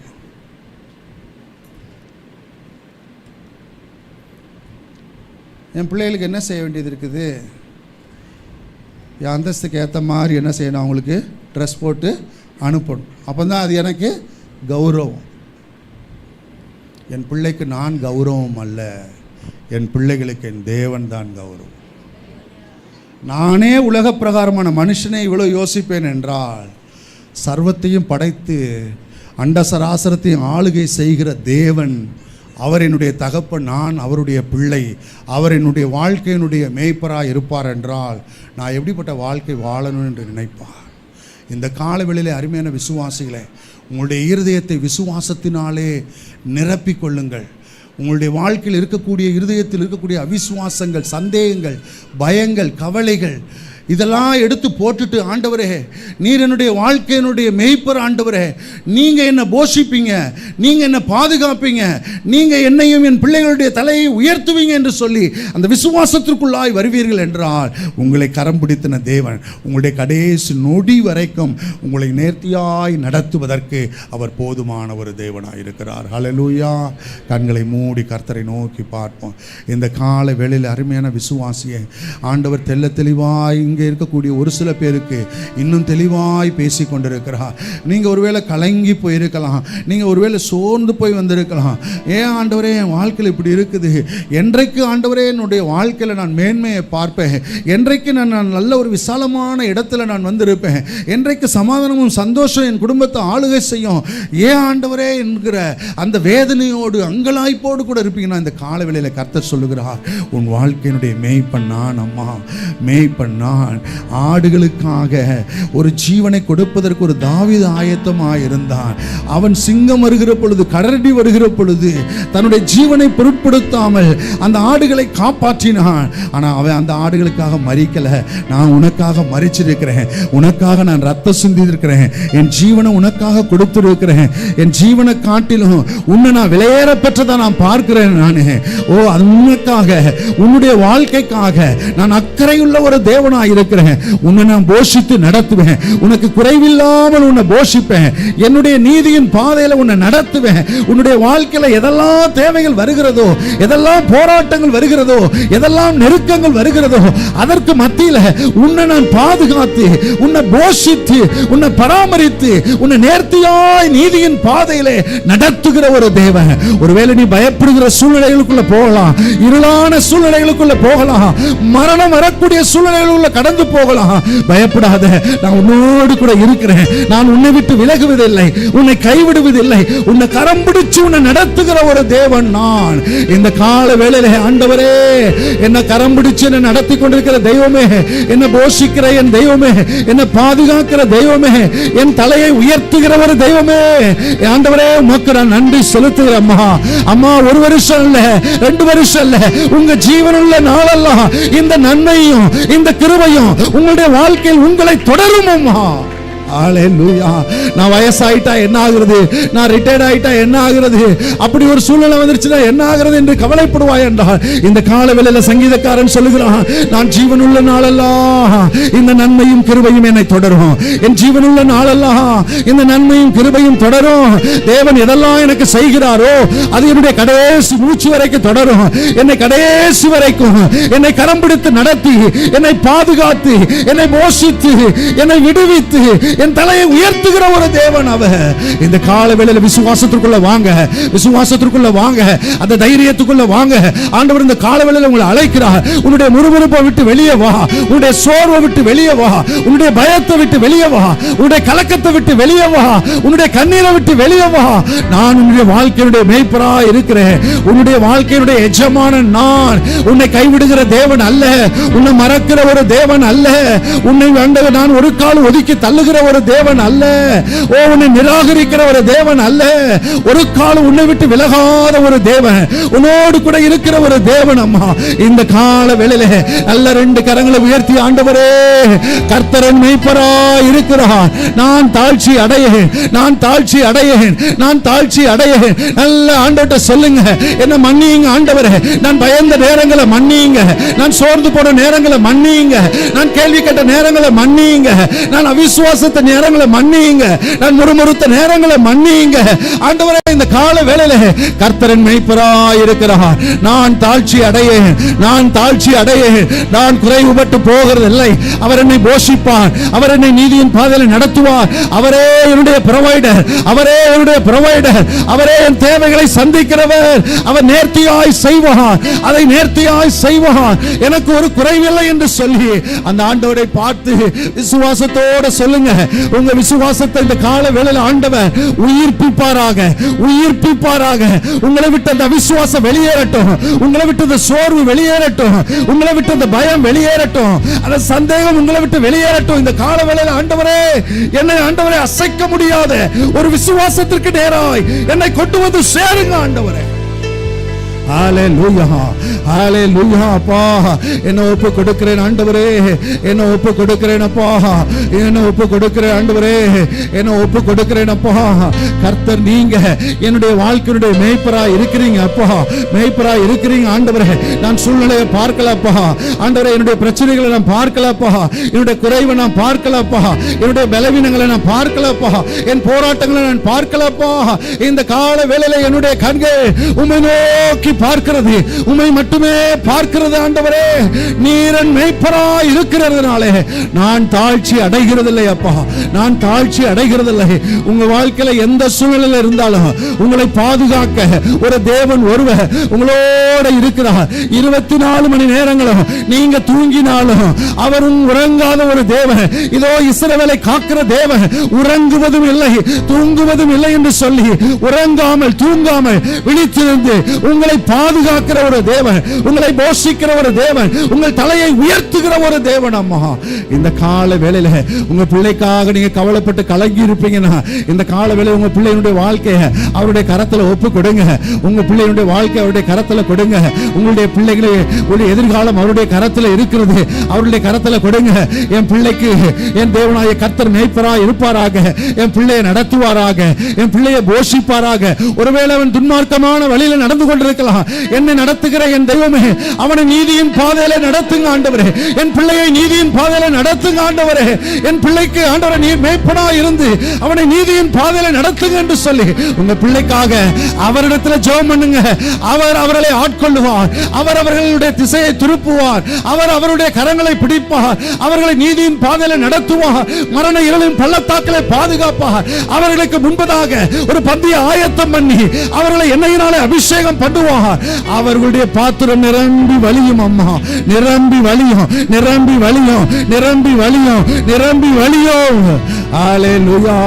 இந்த கால வேளையிலே எந்த கவலையானாலும், எந்த போராட்டமா இருந்தாலும், எந்த பிரச்சனையா இருந்தாலும், எவ்வளவு நெருக்கமான சூழ்நிலையில போனாலும் உங்களுடைய விசுவாசத்தை அந்த இயேசுவின் மேல ஆழமாய் வைங்க. அவரை உறுதியாய் பிடித்துக் கொள்ளுங்க. அவரை சார்ந்து கொள்ளுங்க. அவரை உறுதியாய் நம்புங்க. இந்த கால வேளையிலே அவர் உங்களை போஷிப்பார், பாதுகாப்பார், உங்களை உயர்த்துவார். ஹல்லேலூயா. ஒருவேளை இந்த கால வேளையில இன்னும் இயேசுவுக்கு வாழ்க்கையை கொடுக்கல ஐயா, இன்னும் இயேசுவுக்கு வாழ்க்கையை கொடுக்கல. அவர் என் வாழ்க்கையினுடைய கர்த்தர் இல்லை. அந்த கர்த்தர் என்னுடைய வாழ்க்கையினுடைய மேய்ப்பனா இல்லை. இந்த கால வேளையில அவர் என்னை போஷிக்கணும்னு நான் விரும்புகிறேன். அவர் என்ன பாதுகாக்கணும்னு விரும்புகிறேன். என் தலையை நான் உயர்த்தணும்னு விரும்புகிறேன். அவர் என் தலையை உயர்த்தணும்னு விரும்புகிறேன். இந்த கால வேளையில நீங்க எடுக்க வேண்டிய முடிவு, இயேசுவே நீங்க எனக்கு தேவை. என் வாழ்க்கையை உம்முடைய கரத்துல கொடுக்கிறேன். என் பாவத்தெல்லாம் கழுவி என்னை மன்னித்து என்னை உம்முடைய பிள்ளையாய் மாற்றும் என்று சொல்லுவீர்கள் என்றால் இந்த கால வேளையில உங்களுக்குள்ளாக உங்களிடத்தில் வந்து உங்களை தொட்டு உங்களுடைய தம்முடைய இரத்தத்தினாலே கழுவி உங்களுடைய இருதயத்தில் வந்து வாசம் பண்ணுவார். நீங்கள் அவருடைய மகனாக மகளாய் மாறுவீர்கள். இதுவரைக்கும் உங்க வாழ்க்கையில அவரை ஏற்றுக்கொள்ளாதவர்கள், அவரை அழைக்காதவர்கள், அவருக்கு ஒப்பு கொடுக்காதவர்கள், இந்த கால வேளையில உங்க வாழ்க்கை அவருடைய கரத்துல ஒப்பு கொடுங்க. இந்த இடத்துல யாராவது வாலிப பிள்ளைகள் யாராவது இன்னும் வாழ்க்கை ஆண்டவருக்கு ஒப்பு கொடுக்கல, ஏதோ வந்து போகிற ஒரு ஆளா இருப்பீங்கன்னா, பெரியவங்க யாராவது இருப்பீங்கன்னா இந்த கால வேளையிலே ஆண்டவரே நல்ல கரத்தை உயர்த்தி வலது கரத்தை உயர்த்தி அப்படிப்பட்டவர்களை வாழ்க்கையை ஒப்பு கொடுக்கிறேன். ஆண்டவரே என் வாழ்க்கையினுடைய மேய்ப்பரா இந்த இயேசு மாறணும். என் வாழ்க்கையினுடைய மேய்ப்பரா இந்த இயேசு மாறணும். அவர் என்னுடைய எஜமானாய் மாறணும். அவர் என்னுடைய தகப்பனாய் மாறணும். இந்த இயேசு எனக்கு வேணும். இந்த இயேசு எனக்கு வேணும். என்னை போஷிக்க ஒருத்தர் இல்லை, என்னை பாதுகாக்க ஒருத்தர் இல்லை, என்னை உயர்த்துவதற்கு ஒருத்தர் இல்லை. இந்த இயேசு என்னை போஷிக்கட்டும், இந்த இயேசு என்னை பாதுகாக்கட்டும், இந்த இயேசு என்னை நடத்தட்டும் என்று சொல்லி உங்க வாழ்க்கை அவருடைய கரத்துல கொடுத்து அவரை உங்க வாழ்க்கையுடைய தெய்வமாய், அவரை உங்களுடைய வாழ்க்கையுடைய எஜமானாய், அவரை உங்களுடைய வாழ்க்கையுடைய மேய்ப்பராய் அங்கீகரித்து ஏற்றுக்கொண்டு அவரை உங்களுடைய இருதயத்திற்குள் அழைப்பீர்கள் என்றால் இன்றையிலிருந்து உங்க மூச்சு இருக்கிற வரைக்கும் கடைசி நிமிஷம் வரைக்கும் உங்களை நடத்துவதற்கு அவர் போதுமானவராய் இருக்கிறார். ஹல்லேலூயா. இந்த கால வேளையிலே ஆண்டவர் என்னோடு கூட பேசினார். நாங்கள் ஜெபம் பண்ண விரும்புகிறேன். என்னை திரும்ப ஒரு முறையாய் அவருடைய கரத்தில் ஒப்பு கொடுக்கிறேன். ஓ ஹல்லேலூயா. எல்லா விசுவாசிகள், அப்படிப்பட்ட விசுவாசிகள் எல்லாரும் என்னோட சேர்ந்து நில்லுங்க. நான் உங்களுக்காக என்னுடைய மனைவி முன்பதாய் வந்து ஜெபம் பண்ணுவார்கள். இந்த கால வேளையில கர்த்தர் எங்களோடு கூட பேசினார், என்னோடு இடைப்பட்டார். அந்த வார்த்தைக்கு என்னை ஒப்பு கொடுக்கிறேன். நான் முழுமையாய் திரும்ப என்னை அர்ப்பணிக்கிறேன் என்று சொல்லுகிறவர்கள் நல்ல எளிமை நின்று 2 கரங்களை உயர்த்தி ஆண்டவருக்கு நேராய் ஜெபித்து உங்க வாழ்க்கையை திரும்ப ஒரு முறையாய் ஒப்பு கொடுங்க. உங்க வாழ்க்கையை திரும்ப ஒரு முறையாய் ஒப்பு கொடுங்க. அப்பா ஆண்டவரே ராஜா, நான் பயந்த நாட்கள் போதும், சோர்ந்து போன நாட்கள் போதும், முறுமுறுத்த நாட்கள் போதும். இந்த கால வேளையில ஆண்டவரே மேய்ப்பனா இருக்கிற அந்த தேவனுக்கு என் வாழ்க்கையை உண்மை உத்தமமாய் திரும்ப ஒரு முறையாய் ஒப்பு கொடுக்கிறேன் என்று சொல்லி நல்ல கண்களை மூடி கரங்களை உயர்த்தி ஜெபம் பண்ணுங்க. ஹல்லேலூயா, ஹல்லேலூயா, ஹல்லேலூயா. ஆவியானவர் நம்மோடு கூட இந்த நாளில் இந்த காலை வேளையில பேசியிருக்கிறார். இந்த வருஷம் தொடங்கி இந்த கடைசி மாதத்துக்குள்ள முதல் வாரத்துக்குள்ள கொண்டு வந்திருக்கிறார். ஹல்லேலூயா. கர்த்தர் இதுவரைக்கும் நடத்தின தேவன் இன்னும் நம்மை நடத்துவேன் என்று கொடுத்த அந்த வாக்குத்தத்தத்தை வைத்து இந்த காலை வேளையில ஜெபிப்போம். கர்த்தரின் மெய்ப்பராய் இருக்கிறார். ஹல்லேலூயா, ஹல்லேலூயா. அவர் எபினேசராய் இருந்து நம்மை நடத்தினார். ஹல்லேலூயா. அந்த பாடலை நாம் பாடுவோம். ஹல்லேலூயா, ஹல்லேலூயா, ஹல்லேலூயா. ரபஷல ரதரப ரபலதன் என் வீடும் என் வீட்டார் அனைவரும் ஓயாமல் நன்றி சொல்வோம். நானும் என் வீடும் என் வீட்டார் அனைவரும் ஓயாமல் நன்றி சொல்வோம். நல்ல உணர்ந்து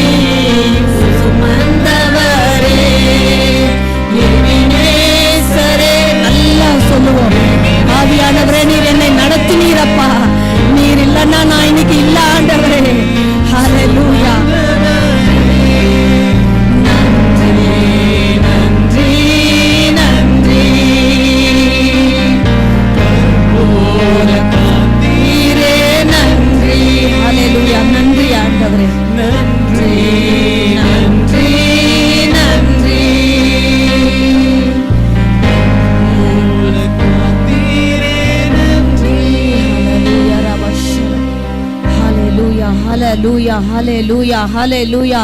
ஆவியானவரே, இந்த கால வேளையில நல்லாமை ஜெபிக்கிற ஆண்டவரே, உமக்கு முன்பாய் நாங்கள் எங்களை ஒப்பு கொடுத்து ஜெபிக்கிறோம். கர்த்தர் என் மெய்ப்பராய் இருந்து என்னை நடத்தினார் என்று சொல்லி இந்த கால வேளையில நல்லா அவரை ஸ்தோத்திரம் செலுத்துவோம். ஆவியானவர் நம்மை இதுவரைக்கும் நடத்தி இருக்கிறார். ஒரு குறை இல்லாமல் நம்மளை பாதுகாத்து வந்திருக்கிறார். ஹalleluya. மத்தவங்களுக்கு சில பேருக்கு வந்த பாடுகள், ஆனால் அந்த பாடுகள் நமக்கு வராதபடிக்கு பாதுகாத்து இருக்கிறார். புல்லுள்ள இடங்களில நம்மளை நடத்தி நம்மளுடைய தலையை உயர்த்த செய்த தேவன். ஹalleluya. நல்ல கரங்களை தட்டி ஆவியானவர் நம்மை நடத்தினதுக்காய் ஸ்தோத்திர ராஜா. வெட்கப்பட்டு போகாதபடிக்கு தலையை உயர்த்தினீர் ஆண்டவரே. ஹalleluya. ரபா ஷலா ரிகா லதா ரபா ரூமா லாது லிகா லதா ரபா. இனி வரப்போற நாட்கள் நமக்கு ஆசீர்வாதமான ஒரு நாட்களா இருக்கும் என்று விசுவாசிப்போம். இந்த காலை வேளையில ஒரு தீங்கும் அணுகாதபடிக்கு நம்மை நடத்தி செல்லுகிற தேவன். எந்த பிரச்சனையா இருந்தாலும், எத்தனையோ ஜபங்களுக்கு பதில் வராத அந்த ஜபங்கள், அந்த தடைகளை கர்த்தர் இந்த காலை வேளையில நீக்கி போட்டு உங்களுடைய ஜபங்களுக்கு நீங்க கேட்கிறதான பதிலை கர்த்தர் உங்களுக்கு தருகிறார். இந்த காலை வேளையில கர்த்தரின் மெய்ப்பராய் இருக்கிறார் என்று தாவீது சொன்னது போல அவர் உங்களுக்கு மெய்ப்பராய் இருந்து நீங்கள் எதிர்பார்க்கிற காரியங்களை இந்த கர்த்தர் இந்த காலை வேளையில உங்களுக்கு அவர் ஆசீர்வாதமாய் தருகிறார். ஹalleluya ஹalleluya. எந்த சூழ்நிலையா இருந்தாலும் பரவாயில்ல, ஆனால் ஆவியானவர் நம்மை நடத்த போகிறார். ஹalleluya. இந்த மாதம் எப்படி, இந்த வருஷம் போகுது, வரப்போற வருஷங்கள் எப்படி இருக்கும் என்று சிலர் நீங்க நினைக்கலாம். ஆனால் கர்த்தர் உங்களுக்கு இந்த காலை வேளையில சொல்லுகிறார், எபிஸ்நேசரா இருந்து அவர் நல்ல மெய்ப்பரா இருந்து நான் நடத்துவேன். நீ தாழ்ச்சி அடைவதில்லை மகளே, தாழ்ச்சி அடைவதில்லை மகனே. ஹalleluya. ரபா ஷலா ரிகா ரதா ரபா. ஒருவேளை மற்றவர்கள் கிட்ட உங்களால சொல்ல முடியாத அளவுக்கு நீங்க போற பாதை அப்படியா இருக்கிறதா? ஆனால் ஆண்டவர் இந்த காலை வேளையில சொல்லுகிறார், பயப்படாதே என்று கர்த்தர் உங்களுக்கு சொல்லுகிறார். ஹalleluya. ரபா ஷலா ரிகா லதா ரபா. அப்பா, இந்த காலையில நீர் எங்களோடு கூட பேசின வார்த்தைகளுக்காய் நாங்கள் நன்றி செலுத்துகிறோம். அப்பா, நன்றி செலுத்துகிறோம். ஒரு முறையாய் நல்ல ஒரு அபிஷேகத்துல நிரம்பி ஜெபம் பண்ணுங்க.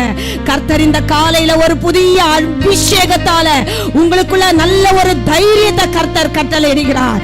ரிகா லது லிமா லது ரபா ஷலா ரிமா லாதி ரிகா ரபாரி ஷலா ரிகா லதா ரபா ரிமா கா லதா ரபா. நீங்கள் முன்னேறுவீர்கள் என்று கர்த்தர் சொல்லுகிறார். ரிகா லாதி லிமா ஷலா ரூபா லாது லிகா லதா ரபா. எல்லா பிரச்சனைகள், தடைகள் எல்லாம் உங்கள் கண்களுக்கு முன்பாக அப்படியே அமிழ்ந்து போகிறதை நீங்கள் கண்கள் காணும் என்று கர்த்தர் உங்களுக்கு சொல்லுகிறார். ஹalleluya. ஆவியானவரே, நீர் ஆண்டவரே, இந்த காலை ஆராதனை நீர் ஆசீர்வதித்ததுக்காய் ஸ்தோத்திரம். எங்களோடு கூட நீர் பேசினதுக்காய் ஸ்தோத்திரம். எங்கள் சத்துருக்களுக்கு முன்பாக ஆண்டவரே எங்க தலைகளை உயர்த்தி எங்களுக்கு பந்தியை ஆயத்தப்படுத்தி ஜீவனுள்ள நாளெல்லாம் எங்களுக்கு நன்மை கிருபையை ஆண்டவரே தருகிறதுக்காய் ஸ்தோத்திரம். இந்த கரங்களை எங்களை ஒப்பு கொடுக்கிறோம். இயேசுவின் நாமத்தில் கேட்கும் பிதாவே, ஆமென்.